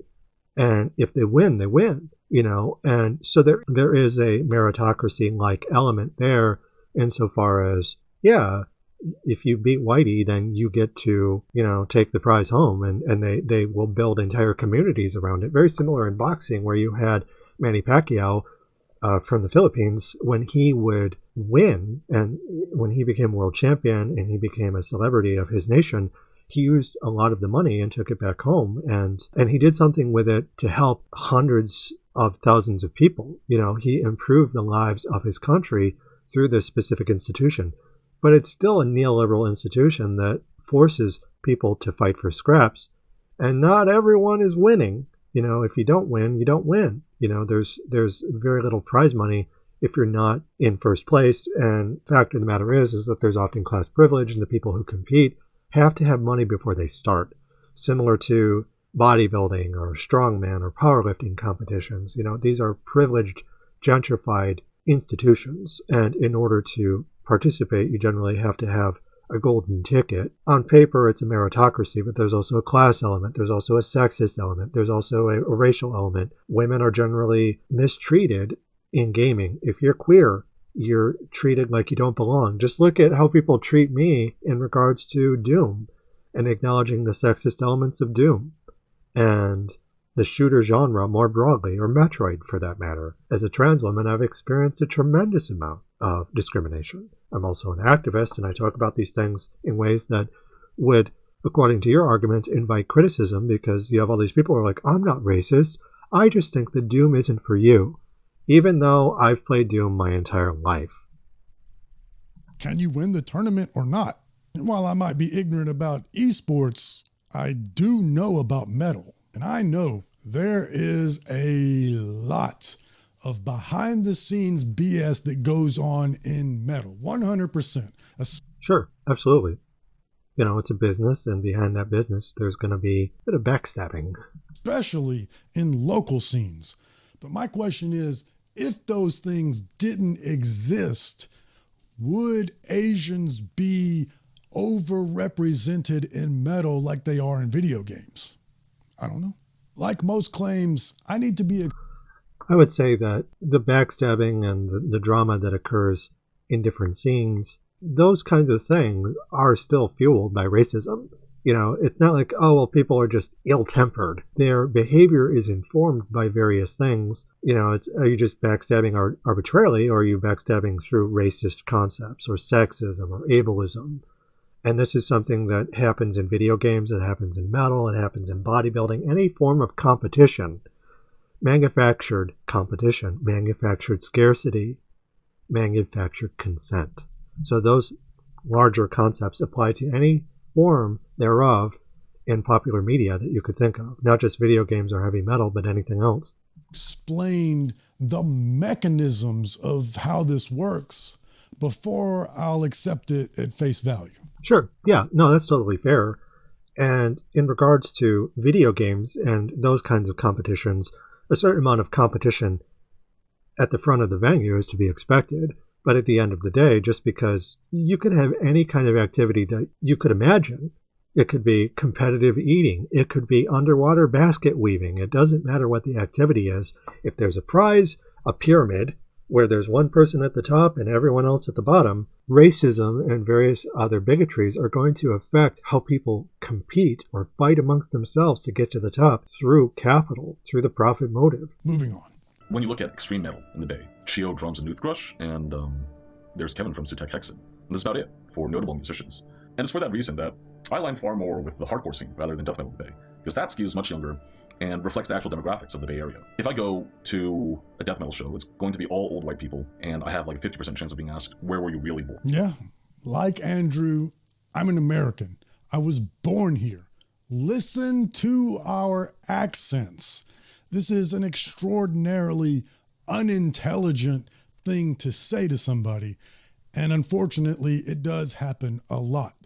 Yeah, absolutely. You're going to have people who are like, I belong here. I speak American. I'm white. I'm straight. I'm male. And then there's token examples. White feminism is a huge problem with that kind of thing because they'll punch down to keep their position because feminism historically is fascist. Just look at the suffragettes. The women's rights were classically gained at the same time that homosexual men were legally recognized in medical language, in medical jargon. They became the subject of juridical review, Foucault, A History of Sexuality. And from that point forward, women, white women in particular, were given more rights. And they denied those rights and they punched down against other people fighting for them too, fighting for scraps. But a lot of the people say, where were you born, are probably going to be white in regards to if they're asking someone who doesn't look like they're from America because they have a racist view of what that means, ignoring the history that, despite the fact that America is a settler colonial project, is classically a nation of immigrants, including, the Pilgrims themselves were exiles from England. They were Puritans, and they were genocidal maniacs, but they were still immigrants. So there is a tremendous double standard in regards to the racism at work, where the people who are saying the unintelligent, stupid things are the people who benefit most from the system. And this is a generational thing. As the more this goes on, and the less active people are about talking about it openly, like Andrew is, the more you're going to encounter stupid shit like that. Because they're teaching the Bible in school and having people pledge allegiance to the flag and saying, no more critical race theory, no more DEI, get rid of all that woke stuff. And then the Bible's in the classroom and the separation of church and state goes away. American fascism is theocratic, and that is something that leads to these kinds of things. It's an interpretation of the Bible, incidentally, that is more bigoted, because there's plenty of non-bigoted things in the Bible. You just have to know where to look. It was a document that was written over centuries after Christ died, and it continued into the present, and it was translated multiple times, and so on and so forth. Any kind of document like that that's dogmatic, that is canonical, the people who are saying the things that you're critiquing, that Andrew's critiquing, are indoctrinated through that dogma. But related to this episode, I've never had it happen at a metal show. I've never been in a mosh pit and somebody pulled me aside and asked me where I was born. I would suspect that, again, that's because you've made educated decisions to avoid the shows where that would happen. You've had people say bigoted things to you that were racist, and you acknowledge it and it made you uncomfortable. So even if it hadn't been to the same degree that Andrew did, but again, that's just your privilege showing. But in my everyday life in the South, oh yeah, a lot. It's ridiculous. I had one guy ask me, "What are you?" And I was so taken aback by that and confused. I was like, what do you mean? What am I? And at first I thought, well, maybe this is a gender thing because I have long hair and simultaneously a beard. Like Jesus, even though Jehovah's Witnesses who believe that you're not supposed to grow a beard, even though Jesus had a beard. Side note, I've been called a fair amount of racial slurs in my day, but before I grew the beard, I had way more people say yes ma'am to me at the store than I ever had racial slurs slung at me. Well, those things intersect. That's happened with me too. You see a man with long hair, then they are often feminized, despite the fact that Samson in the Bible got his strength from his long hair. And various other characters in stories, long hair wasn't just a sign of femininity. There isn't some monopoly on long hair functionally, even though obviously systemically there very much is. Sephiroth from Final Fantasy VII has really long, flowing white hair. He is very effeminate. He's a cat boy, basically. And I had long hair, and I was called Jesus when I grew my beard out. I was told by a little Baptist girl that I was going to hell because I had long hair. But I was also, it's something for the cuties to pull on when you're having sex, too. So it's not like it's just strictly a negative thing. But yeah, you're right. It's like there are different things where racism and sexism and gender trouble, as Judith Butler would say, intersect with each other. And those experiences are going to be different per person. It sounds like you and I have had similar experiences as far as that goes, whereas I haven't experienced the racist side of things. I have experienced the sexist side of things and the gender confusion from people who look at me and say that I'm a vampire, that I'm invading women's spaces, that I'm a seducer. Anyway, after I asked the guy what he meant, he clarified, he meant, where am I from? To which I responded, right here. This state right here. I'm talking just like you do. And also, can't you see how that question is a lot different than the first question you asked me? Why didn't you lead with where are you from? Why did you ask me, what are you? It's alienating. It's racist. He's treating you as alien, like Schwarzenegger in Predator. What the hell are you? It's the same exact idea. You're being treated as an outsider, despite the fact that you were born where you were born. It's the same idea with the Palestinians and the Israelis. The Palestinians had lived in that area for a long time. And then the Israelis show up, spout a bunch of ethno-state bullshit. They're fascist Zionists who believe in racial supremacy, just like the Nazis, just like Americans. And it doesn't matter where you're born. If someone is racist, you are illegitimate in their eyes, and they will treat you as an outsider, even if you're not. Now, I know that prior to the Hyundai and Kia plants moving to the South, you didn't really see a lot of Asians down here. But that doesn't mean you got to ask the question like I'm from another species. But that's what racists do.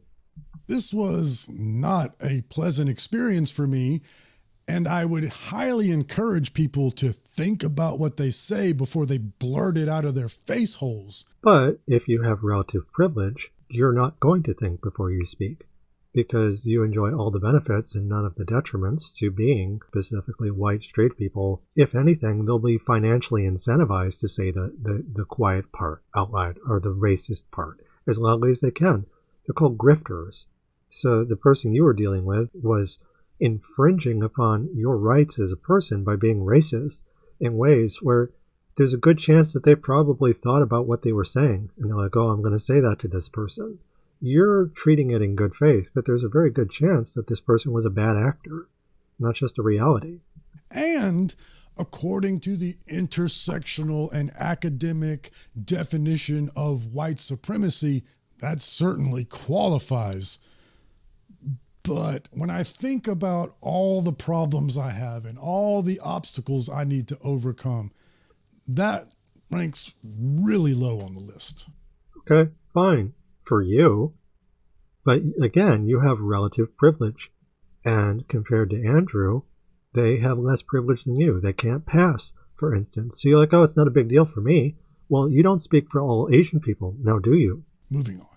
But if I go play a hardcore show, all the Filipinos and all the Vietnamese pull up, all the Chinese and Latinos, all the young TikTok punks show out. It feels like home. That right there, that's probably another good explanation for why Andrew and I's experiences are so much different. He grew up in an ethnic enclave. Yeah.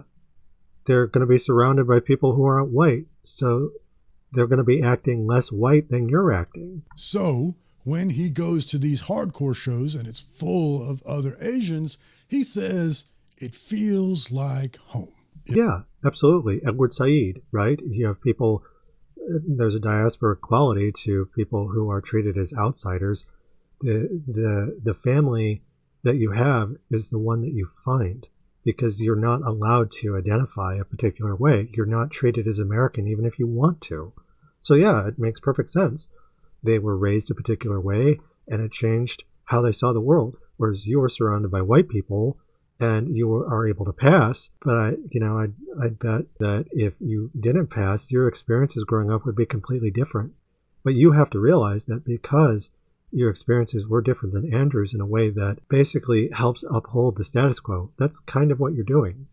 If I went to that same show, it would not feel like home to me. What you would need more white people. feels like home to me is quite different. If I went to a show and it was full of other Asians, that would be a novel experience for me. And I'm not. Yeah, absolutely. Because again, you were raised in the Deep South where there weren't a lot of people who appeared Asian. I'm saying that's a bad thing, but it would be different. Sure. And that's just the nature of your experience. You were raised in a particular way that led to you being sheltered, quite frankly. It's like when I went to see Cavalera. I've never been around that many other Brazilians before. It was fun. Having different experiences is fun. But you know what? When you say other Brazilians, are you Brazilian too? It would be weird. It would be weird if I went to this show full of Asians and they saw me and one of them came up to me and started speaking Korean. I'd be like, you've made a wrong assumption about me. I can speak German. Sprechen Sie Deutsch bitte? Wiedermachen. When I first started going to local shows here, seeing Cole and Joseph and Brian on stage as Spinebreaker, and then later on as Gulch and Tsunami, made me realize that I could be up there on stage too. I never had this. I saw Metallica on TV when I was in elementary school in the 90s, and I thought, I want to do that. That's awesome. And I begged my dad for years to get me a guitar before he finally did one Christmas. Yeah, you wanted to emulate Whitey, basically. And I'm not denying that it's important to recognize that's where you're coming from, but then I'm going to just acknowledge, like, okay, if I'm teaching you, I'm going to have to be able to describe what you are, and what you are is someone who's basically assimilated. And it wasn't even a conscious choice on your part. You know, you were born into it, but it's something that you have to become aware of if you expect to change in a way that actually challenges the status quo. You have to move away from what feels normal to you and towards something alien, because you have relative privilege and you're moving away from a privileged position into something that's more radical, something that Andrew, by comparison, experienced accident of birth. They were born into an enclave, they had relative education. And this isn't always the case. Martin Luther King was someone who was born into relative privilege, but they used that privilege to become one of the leaders of the civil rights movement. And they believed in communist principles that pushed towards reparations, rioting as the voice of the unheard. So they were a criminal in the eyes of the state. They were seen as a communist agitator in the eyes of the FBI, and ultimately they were assassinated by the FBI looking the other way and letting the killer of Martin Luther King do what they did. It's important to use the privilege that you have to speak out as nakedly as we can about oppression, because it's only going to get worse if we don't. I never needed to see an Asian doing it first to think that I could do that. I don't know what to say about this one. Moving on. As an aside, this reminds me of when Ghost in the Shell was adapted and ScarJo was cast as the Major.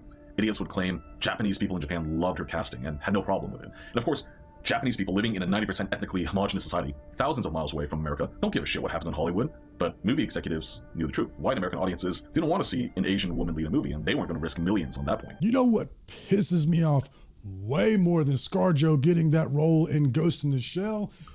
It was annoying, though, I will say. It's like, okay, it'd be like if you had Mufasa in The Lion King and they cast a white person.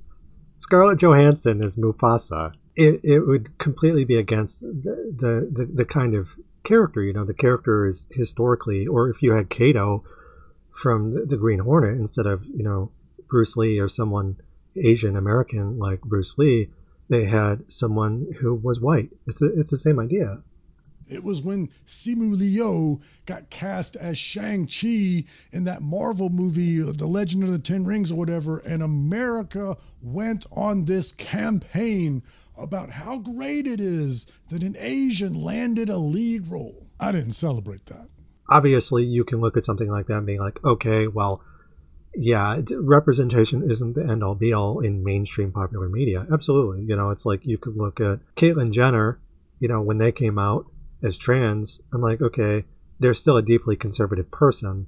Or if Obama being elected president, you know, that wasn't the end-all be-all, because Obama is a war criminal who sanctioned drone strikes against black and brown people overseas during, you know, the ongoing war on terror. Representation unto itself, especially in mainstream media, absolutely isn't the end-all be-all. Honest, I was kind of pissed. It's like, oh yeah, another Asian guy in a kung fu movie. Yeah, absolutely. Same idea with Bruce Lee, where he was typecast in a particular kind of role where he beats people up, but he actually, in Bruce Lee's case, was a stage performer who would act in non-kung fu movies.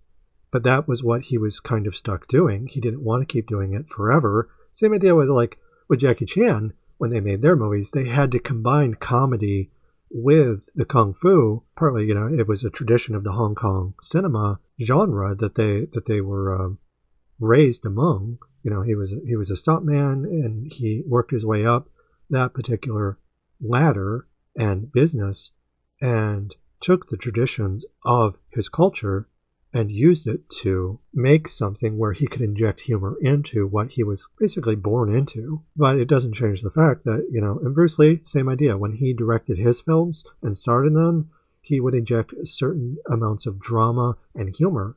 But he was also typecast in ways that were sold to American audiences. People, when they think of Bruce Lee, they don't just think of his martial arts, obviously. They think of his philosophy. He was a cha-cha dancing champion, bit of a womanizer. He had a drug problem people found out about more recently. He had a son, Brandon Lee, who had a short Hollywood career before he was shot and killed tragically in The Crow, on the set of The Crow.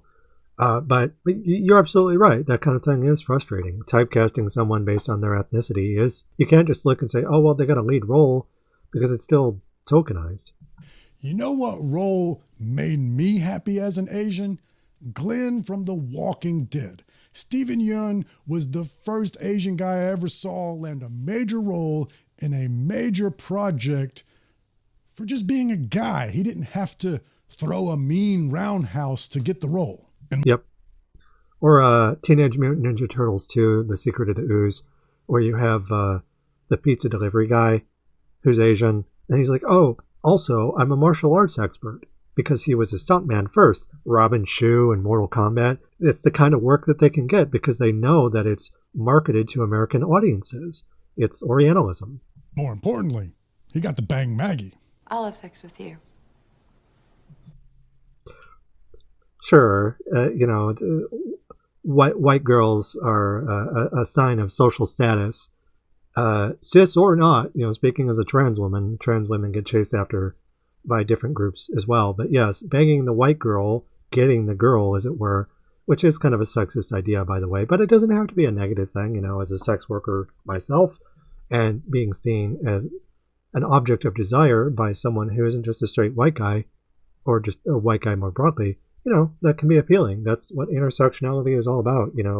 Intersectionality does include breeding. It does include our social interactions, social sexual interactions, regardless if they're strictly sexual or if it's just acting in this case. It is important. Really? Steven Yeun didn't have to throw a single karate chop to land that role. And he's the first Asian I ever saw on screen to get the girl, a white girl. And it wasn't even controversial like it would have been back in Bruce Lee's time. Yep. Though I will say, in Steven Yeun's case, he is brutally murdered in front of said girl. So it's similar with queer people where you have bury the gays, right? Well, bury your Asians. It's like, okay, you got the girl, but now you get the most brutal death in the show where you're beaten to death by someone who's basically coded as a white supremacist with a baseball bat wrapped in barbed wire. Lucille, I think it's called. So yeah, it's kind of a mixed bag. It starts off positive, but then he gets brutally murdered the same way that other minorities are often murdered in these types of shows. And that isn't strictly a negative because it can comment on the oppression that we're trying to overcome as minorities.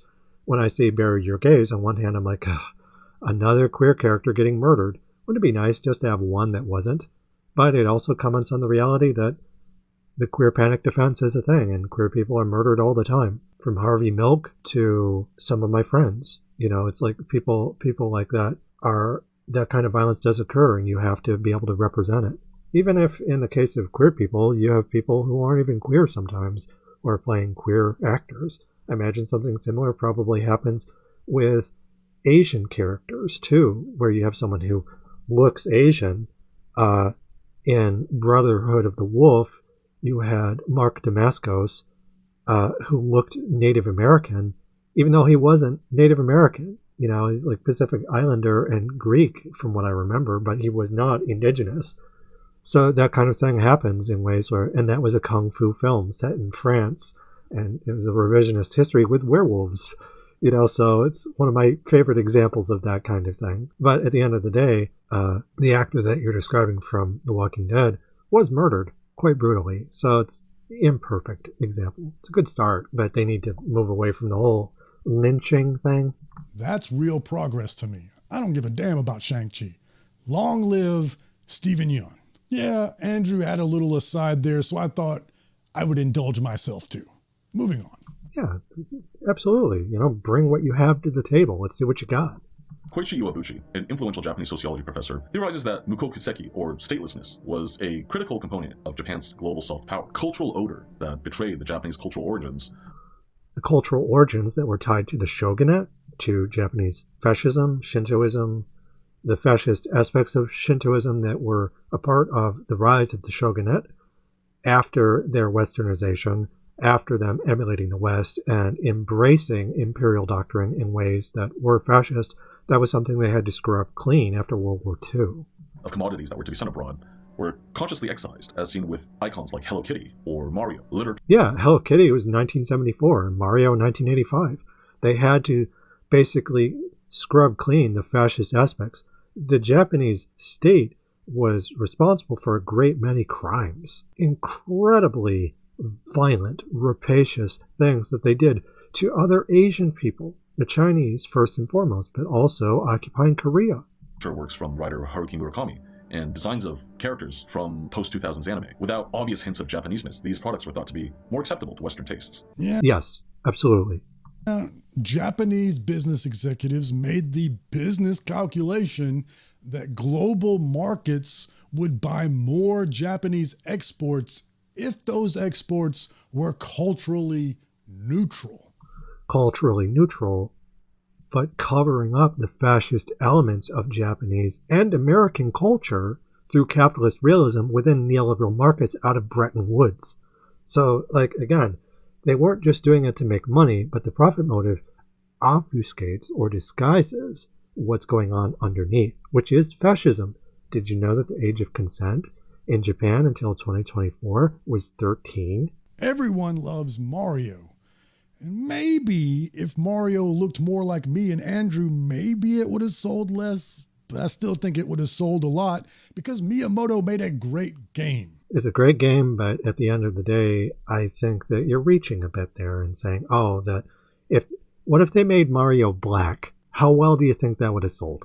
Not because we shouldn't have that kind of representation, but they specifically chose an Italian immigrant to get the girl in a fantasy kingdom, following the monomyth formula in a neoliberal flagship title sold to American audiences after the 1983 Atari crash. That was a very pointed thing that was catering to the racist aspects of America. They didn't make it Asian, they didn't make him black, they didn't make him indigenous, they made him Italian. And it's not to say that Italian people can't experience racism and oppression too. And point of fact, it was racist what they did. You listen to the voice actor for Mario talk about the voice for Mario, and he's like, oh yes, it's a spaghetti, and I'm doing this Italian caricature. That's still racist. But it would have been racist in a way that people could swallow, very similar to hibernophilia, rather, loving Irish culture in a way that arm in arm with the Americans, the Irish executives and corporations making films with Walt Disney like Darby O'Gill and similar productions. So you're right, insofar as Japanese executives made a decision that would be more profitable, but that profit motive was still influenced by racial conditions within the larger global market. But I understand at the time, before Mario hit it big, why Japanese business executives made that calculation. And hold that thought about Nintendo upholding white supremacy, because I think that's a great point he brought up there that I will use for my larger point later in the episode, along with that example I asked you to remember of his Asian friends also being racist. For now, moving on. Metal and punk still sucks, even though it's supposed to represent a slice of the population that supposedly cares more about social justice. I never got the notion that metal stands for social justice. What? You ever listen to Black Sabbath, War Pigs, Why should we go to fight? Why do they always send the poor? Any song on that album is talking about issues of social justice tied to a time of political unrest and war atrocities committed by the American government. And then in the 1980s, listen to Metallica's Ride the Lightning, Fight Fire with Fire, a song about nuclear war, which is borrowed from Black Sabbath. Ride the Lightning, a song about criminals being executed by riding the lightning, capital punishment. For Whom the Bell Tolls, it's an anti-war song. Fade to Black, it's a suicide lament. Trapped Under Ice is like standard gothic fare. Escape, it's an anti-prison narrative.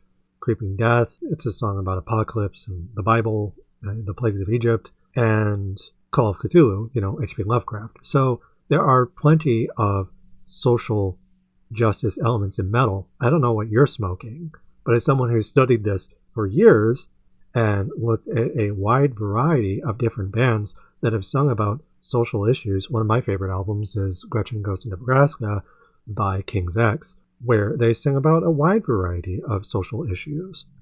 It's not like, oh, it's all the Beatles and it's the Walrus and they're just singing about nonsense. It's like, no, these songs have to do with things that discuss politics.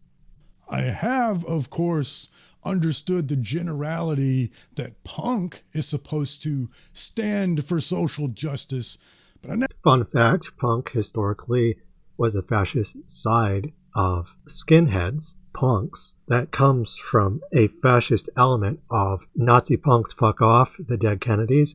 That's singing about punk having fascist elements from the beginning.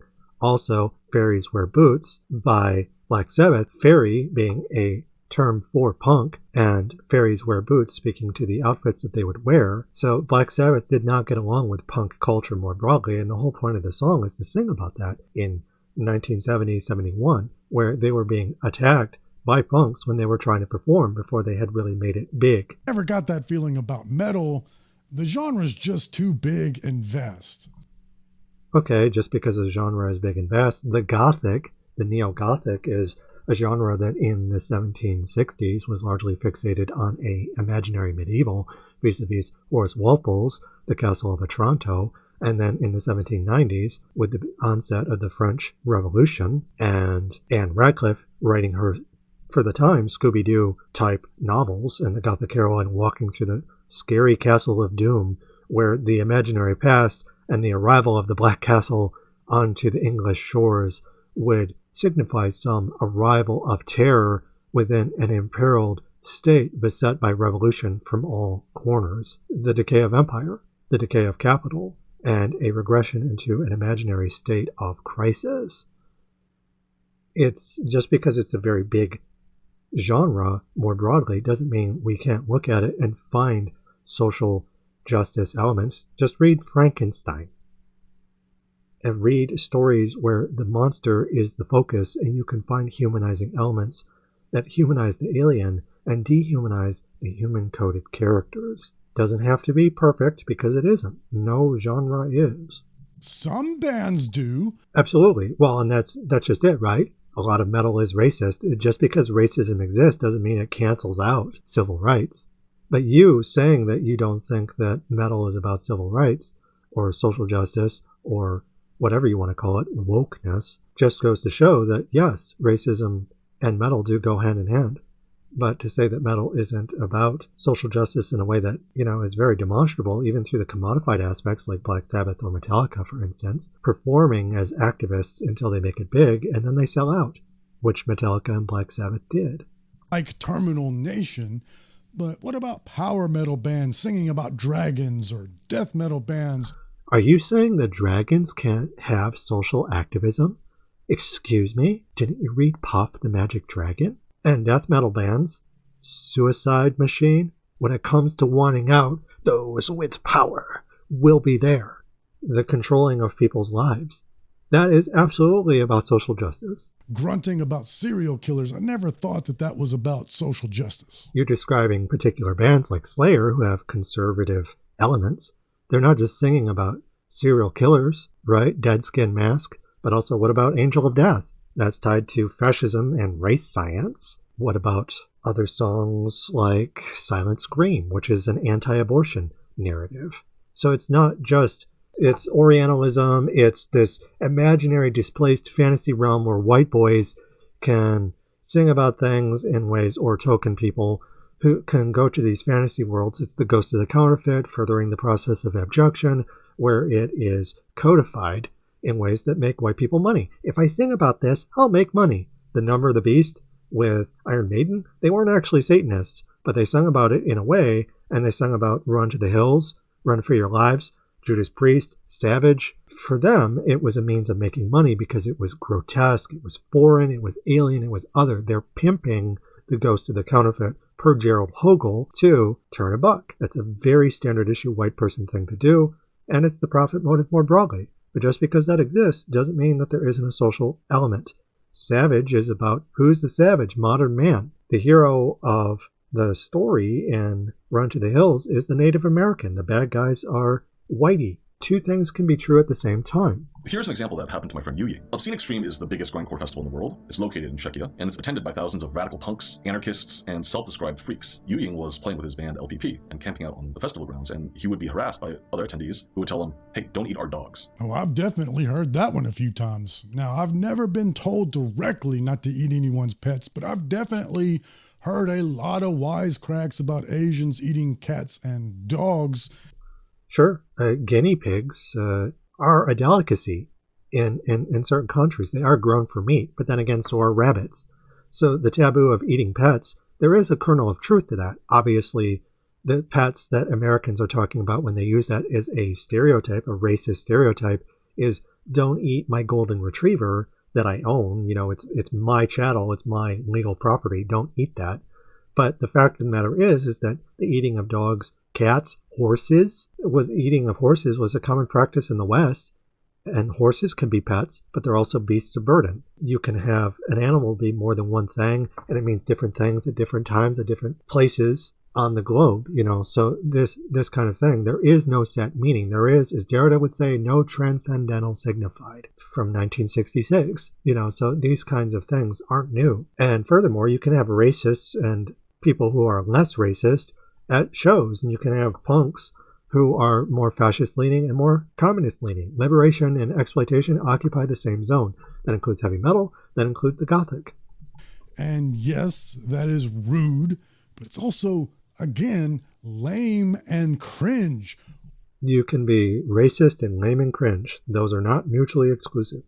What massive wit did you tap into to come up with this brilliant joke? Doesn't have to be brilliant. See, that's the thing with privilege, is they can be dumb. Just look at the tech bros. Look at people like Bill Gates. Look at people like Jeff Bezos. They're not smart. They're cruel and they're privileged. Look at the history of Bill Gates, please. He's a pedophile, and he grew up with extreme privilege while basically doing everything in his power with his privilege to deny the same privileges that he had to other people, including white straight men. He didn't care. It was all about him. He's a creep. You got to do better than that, y'all. But also, why would you invite them to be more racist? If anything, I would say, no, don't say that. I get it. It's like, oh, is that all you got? But at the same time, we don't want them to be doing anything like that. It's not a better world if people can be racist towards us. People should be able to say whatever they want, but there should be consequences, and we should hold them accountable for being racist. You don't want to goad them. And you goading them suggests that you have a certain degree of privilege, because you know that if you say this kind of thing, you're relatively protected because of your class status, of your male status, because you pass. I want to point out that the festival he mentioned here is in the Czech Republic. And that's not to exonerate America. Like I said, I've heard those jokes here as well. Sure, absolutely. Ukraine has a huge fascist problem. That politician, Graham Lynham, I think, the person who's running for senator, to be the senator of Maine, had a Nazi tattoo on his chest. But those kinds of tattoos are common all over the world. It's common in punk culture because guess what? Fascism, Michael Parenti with Black Shirts and Reds, argues fascism is a false rebellion. They take the language of rebellion and they use it to enact a false rebellion to defend the same old moneyed interests from Hitler's Germany onwards, from the American Nazi Bond onwards to fascism in Great Britain. In any country on earth, you're going to find a fascist presence because capital is everywhere and fascists defend capital using the language of rebellion. A lot. The geographical location will play into my larger point a little bit later, so just hold on to that one for a little bit too. Moving on. You're saving all this stuff for the end. The suspense is killing me. I think a lot of people treat racism as a concept that flows down from the bourgeoisie, that it's merely a tool used by the rich and powerful to divide the working class, and once the working class unites and overthrows the capitalists, racism will be over. But it's the exact opposite. It's a weakness that's only exploited by the bourgeoisie because racism is already extant. Even were there to be a revolution, the resulting communist government would be divided among ethnic lines in favor of the dominant culture, as we... Sure. I mean, if you overthrow, like, the heads of state, racism is still ingrained within society more broadly over generations of trauma enacted upon those in power with those with less power until they embody it. Absolutely. It's an ongoing problem, which is why developing communism isn't just the plot to Fury Road. You can't just kill the king. You have to change how people think, hearts and minds, over generations. We can see happened in Soviet Russia, happened in China. I am so glad that Andrew made this point, because there is this perception, especially on the online far left, that because they're fighting against the right wing, they can't be racist. Oh, no, absolutely. People can be racist of any political persuasion. It's an ongoing thing. It's endemic.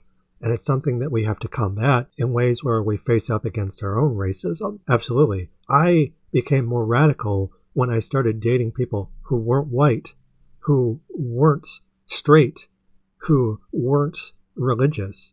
And I moved away from that very quickly, and I started to, per Julia Kristeva, reverse the process of abjection. Instead of furthering it, as they would argue, as normally happens, I would argue you reverse it. You reverse the dialectic of the alien in ways where we start to embrace others as human, which means confronting the dehumanizing racist elements within ourselves, or any other bigotry for that matter. They're fighting against the racist, therefore they're the antithesis of racist. It is important to acknowledge that you can have the antithesis of racism as the end goal and still acknowledge that, okay, until we get to that point, racism is still something that exists. Marx and Engels were homophobic, for instance, and anti-Semitic. They did their best and were relatively not bigoted for the time, but they were still bigoted in ways that we have to hold accountable now. So just because the end goal is something that you're pushing towards doesn't mean that you aren't going to encounter hypocrisy or something within and outside of ourselves that reflects a degree of racism that we exhibit as workers, something we have to fight to overcome. It takes constant effort, what Marx would call consciousness, not just in regards to class, but intersections of class, race, and culture, as I would argue. But history has shown that ethnic cleansing happens under communism as well as fascism.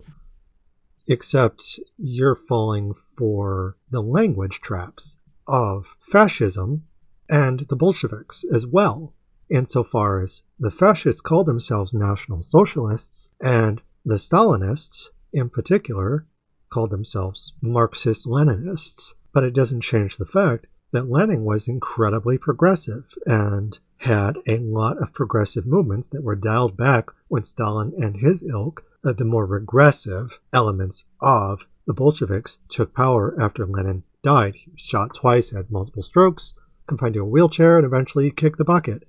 And shortly thereafter, around the same time that Hitler and his cronies, after the beer hall push, began to take control, Stalin and his cronies also began to take control. And just because it said communism on the tin doesn't mean that they upheld the principles that Lenin and his true believers of communism laid out. A lot of the principles they betrayed. So you're making a mistake, which is to say, oh, well, communism is guilty of these things. I would argue that they weren't functionally communist. Socialism is the drive towards communism as the end goal. So if I call myself an anarcho-communist, it reflects the reality that I'm pushing towards a world that I won't live to see. And there's a real simple reason for that. Under either system, communism or fascism, Communism was never achieved. It was state capitalism at best. Going to be some percentage of the population that doesn't want to participate, that doesn't want to fall in line. With anarcho-communism, I would argue you're going to have a pyramid system under capital. If we don't have that system, we don't have those vertical structurings of power that are built on racial supremacy, amongst other things, then we can avoid genocide. It doesn't matter if individual people are racist. It matters if large numbers of people are racist tied to a system of oppression that is designed to enact ethnic cleansing. And there's only one way to solve that problem. It's to force them to. So just look at what Stalin did to the Ukrainians. It may not have been a purely racially motivated cleansing, but the end result was the same. But that forcing of them to adhere to what he was doing was a Marxist-Leninist approach to things. But as an anarcho-communist, I'm against state models. I would argue that the state is the problem, and the state tied to capital, the state and corporations Mussolini, corporatism as he called it, the merger of corporation and state, is what fascism is, according to Mussolini, who founded what we think of as modern fascism, and Hitler took it, and it's obviously something that's just widespread at this point. The reality is that, yeah, Stalin sucked. I don't like dictators. I don't agree on cults of personality. Power should be arranged horizontally. That's what anarchism means. A group of people who he took their farmland away from them and gave it to somebody else, and then those people starved to death. Yes, absolutely. 100%. And Mao did the same thing. Yes, the Great Leap Forward. 40 million deaths. Also, he could sell that surplus food to militarize against the Americans. That's why I don't like state models. I'm sure it was merely coincidence that both examples, the people who were starved to death were of a different group than the ruling class. Yes, the ruling class. That's why if you hijack the ruling class and you become them, instead of dismantling it, you can't just brute force it. It has to take place over time. And we have to distribute power in ways that fight the state in ways that don't just lead to another cult of personality, another dictator. And I'm sure nobody called them any racial slurs as this process was happening, right? And then when I was doing the press cycle for the last Rip to Shreds record, I had an interview with this metal magazine in Germany. And my PR guy told me, hey, this guy's important. They rarely do interviews like this, so put on your game face. I'm like, okay. I call in. It's a pretty normal interview. And then he starts asking me about why I call RTS Chinese death metal. And goes, you Americans always make such a big deal out of race. We don't have anything like that here in Germany. And then he goes into this. They do, though. The Turkish immigrants are punched down against by German citizens all the time. I think that's something that Andrew even mentions. Long spiel about how he's worked with this one Chinese guy for like 20 years, and they don't really understand each other because of their cultures, but they get along. In retrospect, I should have immediately said, well, discrimination in Germany for Turkish immigrants is institutional and systemic, and it creates poverty and extremism along ethnic lines. But in the moment, I was just like, are you fucking serious? In my head, and I let it go. He was blind to his own participation in the system of white supremacy. Yeah, and that is something I would argue in regards to John critiquing Andrew, is that there is a certain amount of participation, willful or just being ignorant, regardless if it's willful or not, is something that's going to happen. We have to acknowledge our own privilege.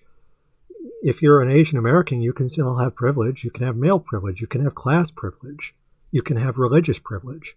And these are things that we have to overcome. We have to be willing to critique ourselves. Not just Stalin, not just Mao, not just American executives, not just whitey or straight people, but ourselves. Hopefully so. I don't know. And that's really a common sentiment I've seen with French, Polish, Swedish, Norwegian grinders and metalheads that I've interacted with, that race doesn't matter in Europe. And then they would immediately start saying things about gypsies or Jews or Muslims that would make a KKK member blush. I gotta Yeah, absolutely. say it's pretty wild for a German to say anything to an American on issues of race. And I work for a German company. I used to live in Germany.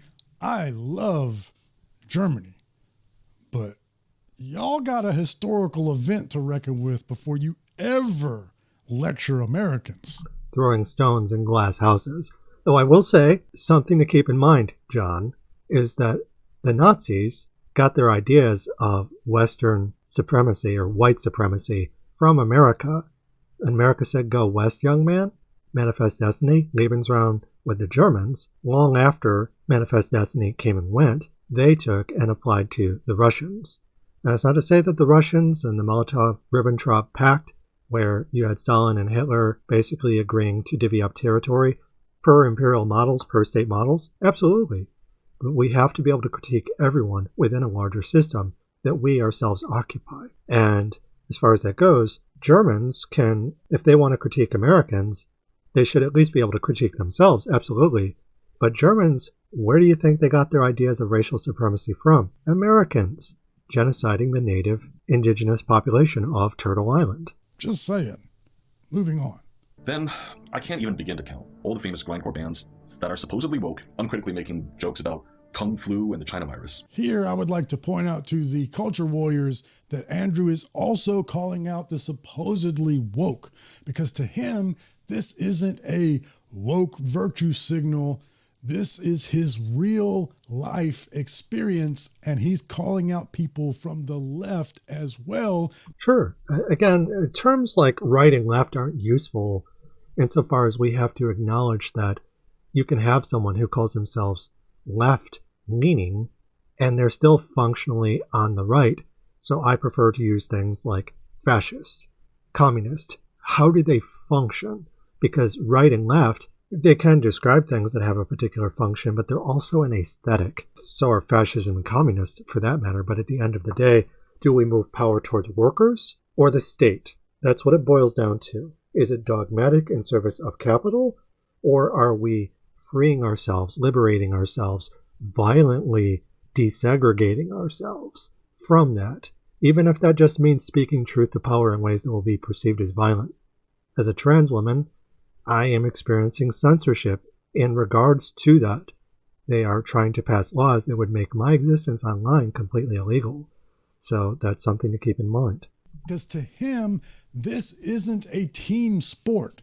And I wish more people were like that. Kudos. Moving on.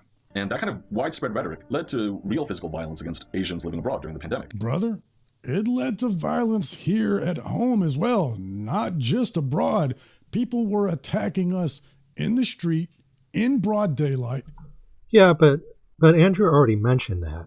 They already mentioned Chinatown. They already mentioned various forms of legislation and white flight. And so they already mentioned that earlier in the video.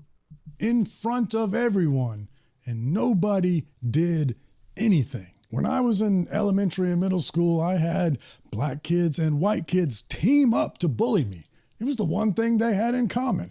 And some of the culture warriors took a lot of glee in pointing out to lefties that it was mostly black people attacking Asians during the pandemic. In terms of racial division, you have Afro-Americans, for instance, who punch down against other racial minorities. Absolutely. You have black skin, white masks, right?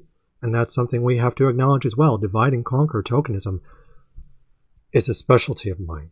And studying that in regards to feminism, studying that in regards to activism in terms of race, culture, class, we have to get down to the nitty-gritty and kill our darlings if we are to progress beyond the shortcomings of the people who came before us. Because very few people have pushed for intersectional solidarity in such a way that would meaningfully dismantle things at a state level. But that's what we have to do. That's what we have to fight for. That's what my work is all about, including metal and video games. But what y'all fail to realize is black people are Americans. So some black people are Americans. You also have immigrants. You have black people who come from other countries. You have black people who are just in other countries. And black people under American law are not equal compared to their white brethren. To us, the end result is the same. America was attacking us. America was attacking itself. It was cannibalizing. Even if you're an American citizen, such as yourself, you were treated as other. You were treated as alien. That's fascism. But it's also, incidentally, a Western liberalism. It's Pax Americana. The ruling class built the system to function like that by design. This is not a glitch. It's a feature of capital. Not the gotcha you think it is. Then, of course, we have the it's metal. It's supposed to be sketchy and dangerous rhetoric, which gives us metal threat, where legends like Unleashed or Dead Congregation are happy to play with bands like Argosland or Graveland. And those bands aren't sketched merely by association, but openly call for black enslavement and white Aryan nationalism. Yeah, I think this is an important... Yep, absolutely. Breaking bread with fascists makes you fascist. Important distinction, because I don't play that 6 degrees of Kevin Bacon call somebody a racist game. There's loads of examples on the internet of people trying to cancel bands because this member used to be in this band who had another member that was in another band who hired a sketchy artist to do their album art. That's an unreasonable expectation. But we have to make it reasonable. You have to call these things out. And if you find out that someone worked with someone who was racist, did they know about it? We have to investigate this kind of stuff. You can't just be like, whatever. I'm just going to take it for granted. I'm just going to make assumptions. No, you have to look into it. Okay, I examine sexual assault, rape, and various other forms of violence tied to numerous bigotries. And as far as those go, you have to actually investigate someone. You can't just take them at face value. I'm sorry. You have to change expectations so that we're more prone to investigating racism, sexism, and tokenism for that matter. But Augustland, they don't hide it. It's not 6 degrees of Kevin Bacon. It's not guilt by association. Now, I get it. We can't just wait for it to be obvious like that. Because white moderates, if you scratch a liberal, a fascist bleeds. If you scratch a white feminist, a fascist bleeds. Swap whoever you like out, there is going to be a fascist beneath. Even if the ideologies are ostensibly different, they're two sides of the same coin, and they ultimately serve the same purpose, which is to uphold capital.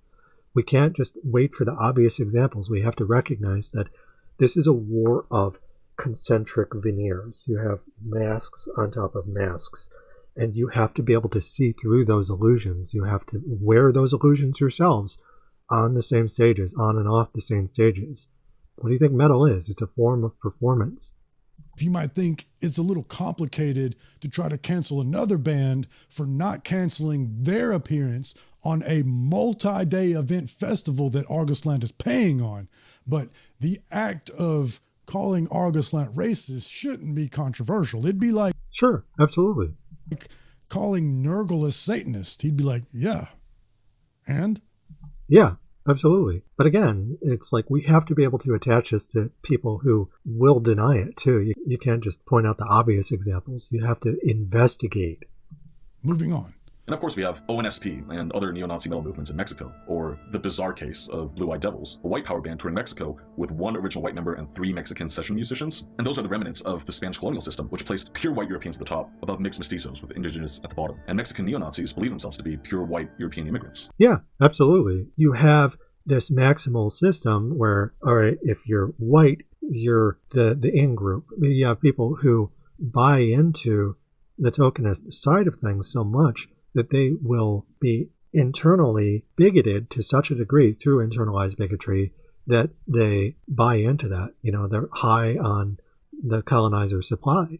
And that's how black skin, white masks work. It's how bananas work, pardon the expression, but just you have people who are Asian who think or act like they're white. They might even recognize the differences, but on some shape or form, they don't do anything to meaningfully challenge the system, and they might even enjoy the benefits of being token.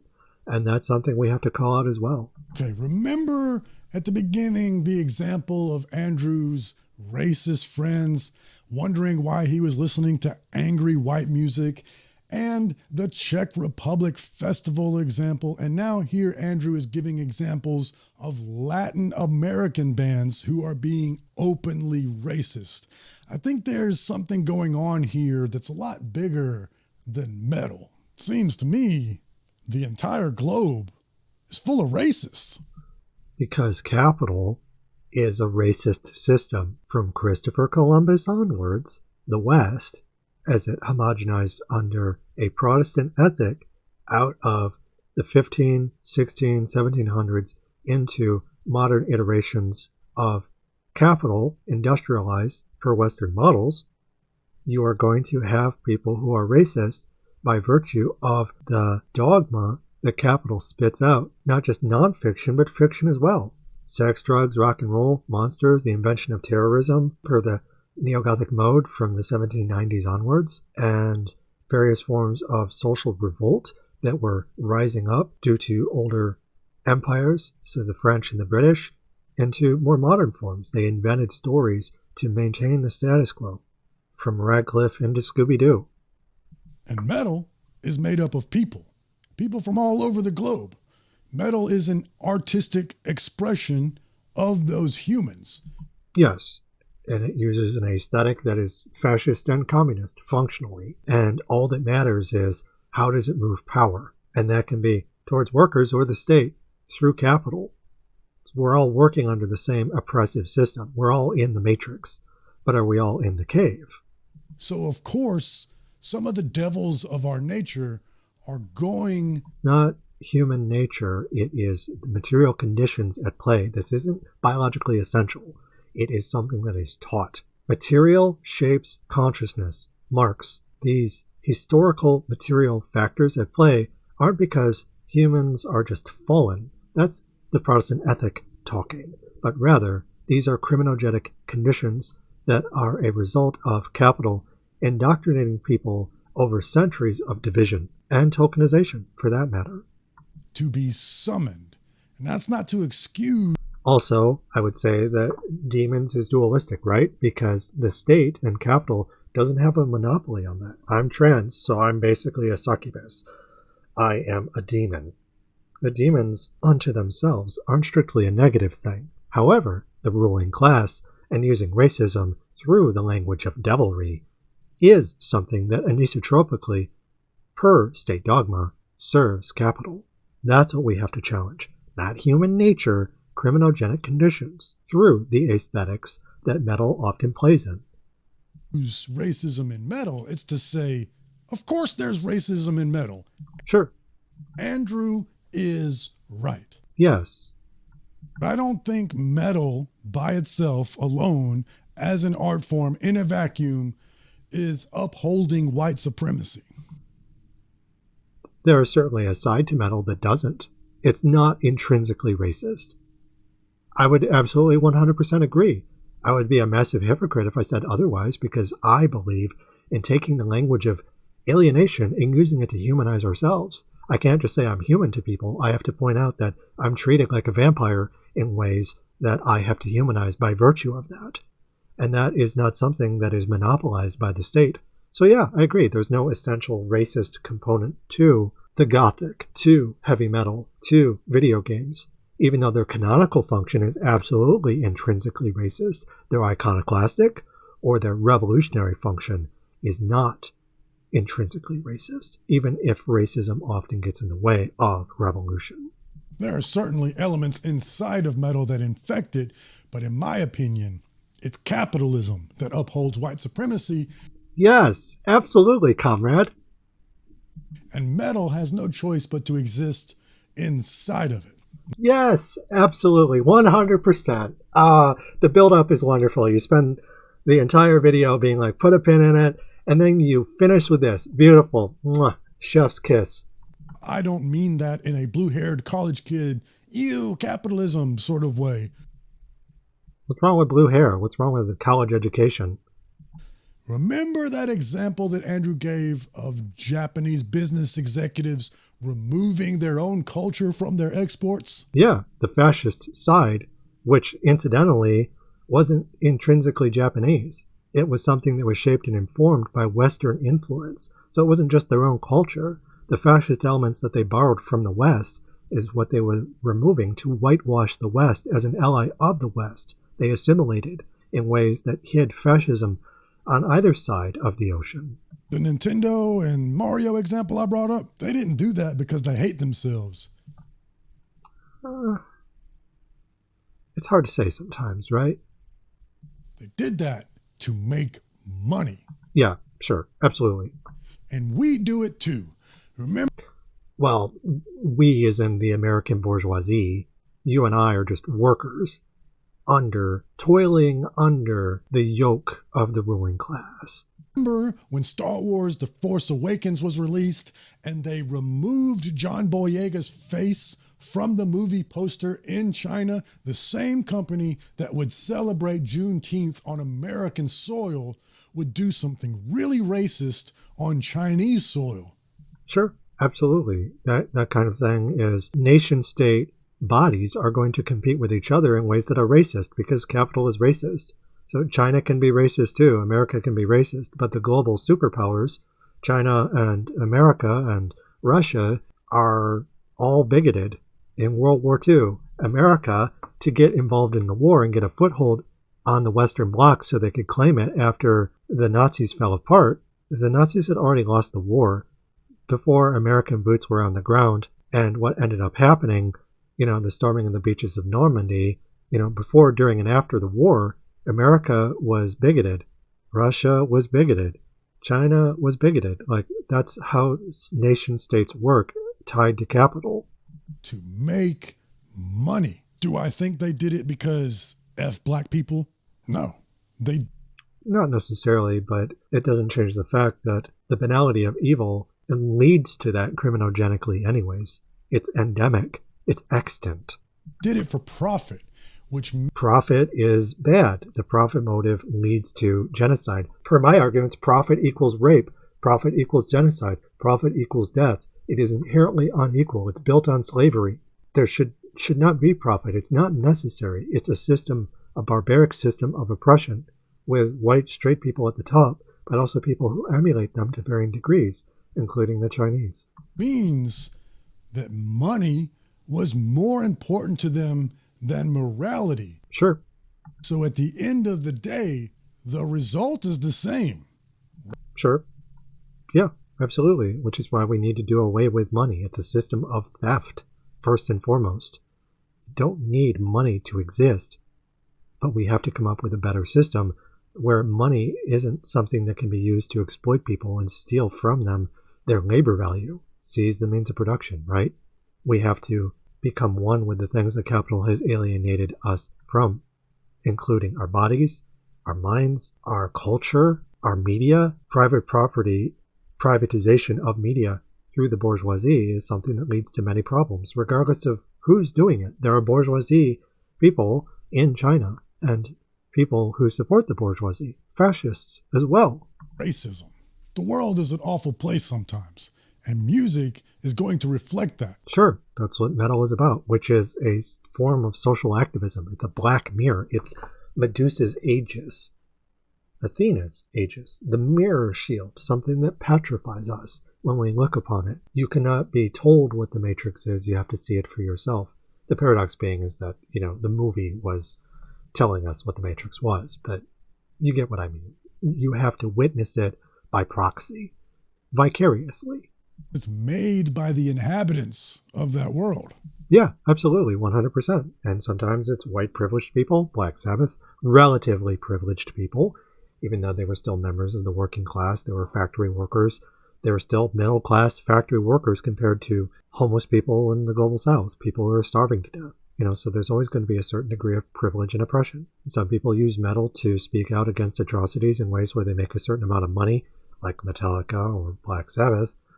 Activism is optional in metal, absolutely, but it isn't foregone.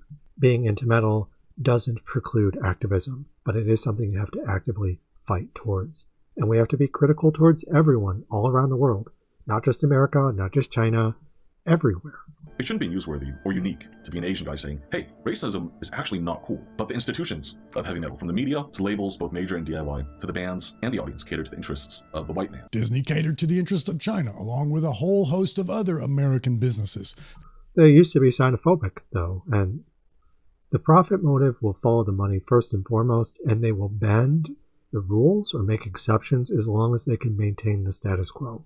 And also, incidentally, China is a rising power.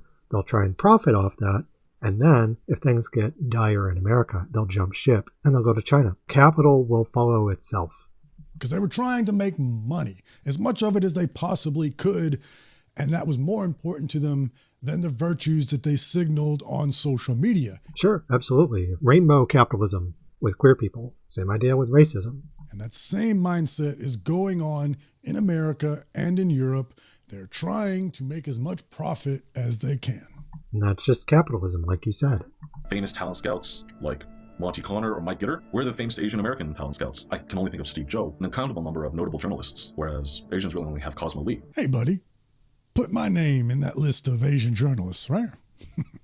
And I rarely talk about this stuff because you get a lot of people saying that you're lying, you're exaggerating. Worst of all, you get, he never acted like that around me. And I simply don't like dealing with people coming into my DMs saying, oh, I'm not really racist. I didn't mean it like that. I have a black best friend. I love Chinese food. And I'm sure those are things. With Black Lives Matter, and you had Derek Chauvin, he's like, oh, I have an Asian wife. You can't just use minorities as a shield, so I think Andrew Lee's absolutely right about that. You've all heard a million times before. Yep, I definitely have. All my life. But you know what's worse now than when I was young? Back in the day, when people would come blue-haired college kids up to me to strike up conversation, they used to look both ways before they would say something racist. They used to check who was around first. Now, they just say it. Because fascism is on the rise in America. White supremacy is on the rise in America. They don't care about appearances anymore. And in fact, they like offending people. Instead of virtue signaling, that's vice signaling. This is the part of the witch hunt where they start to point the finger and sharpening their knives. It's fun to them.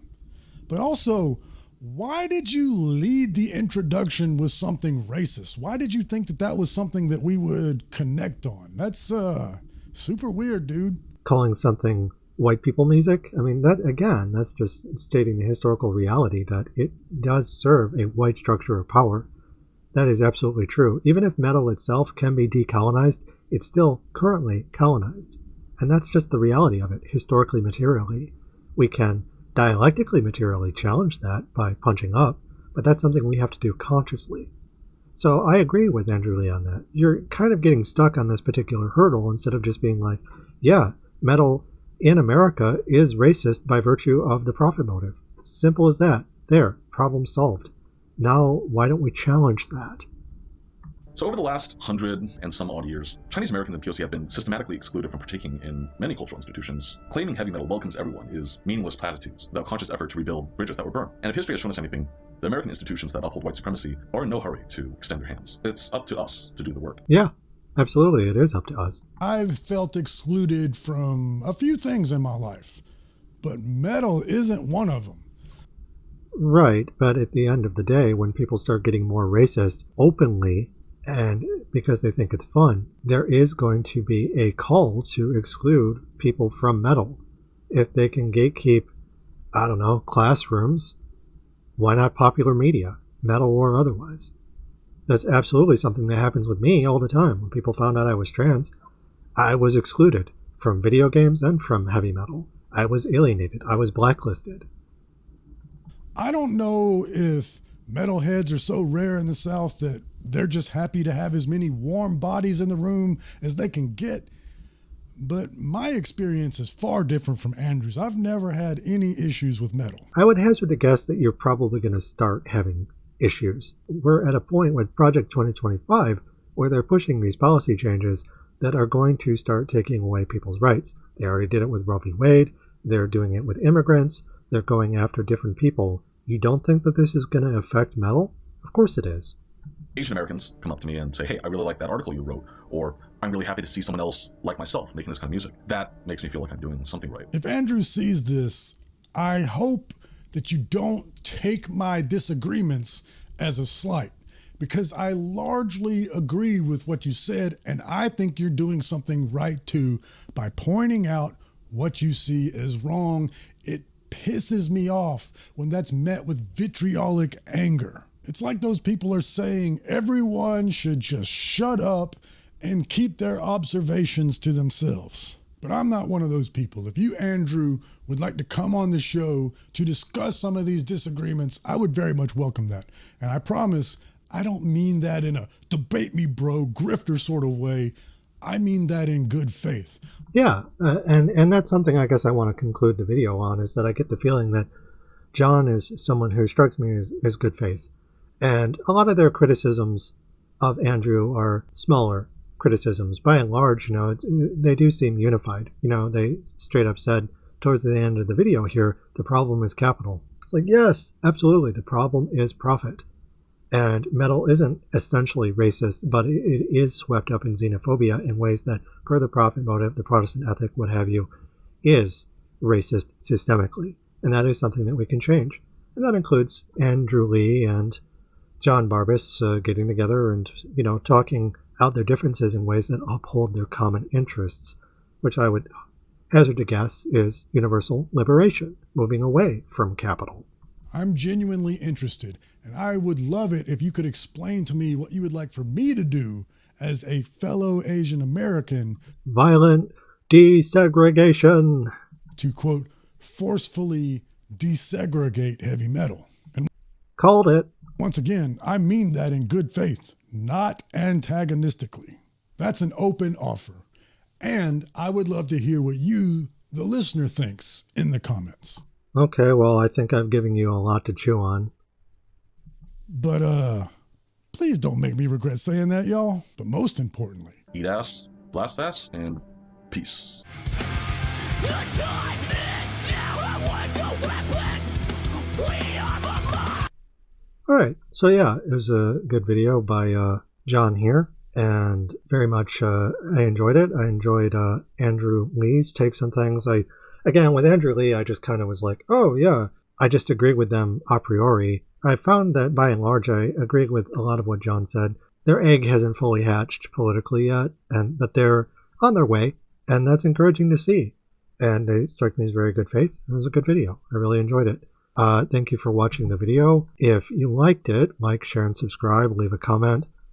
John, no offense with anything that I've said.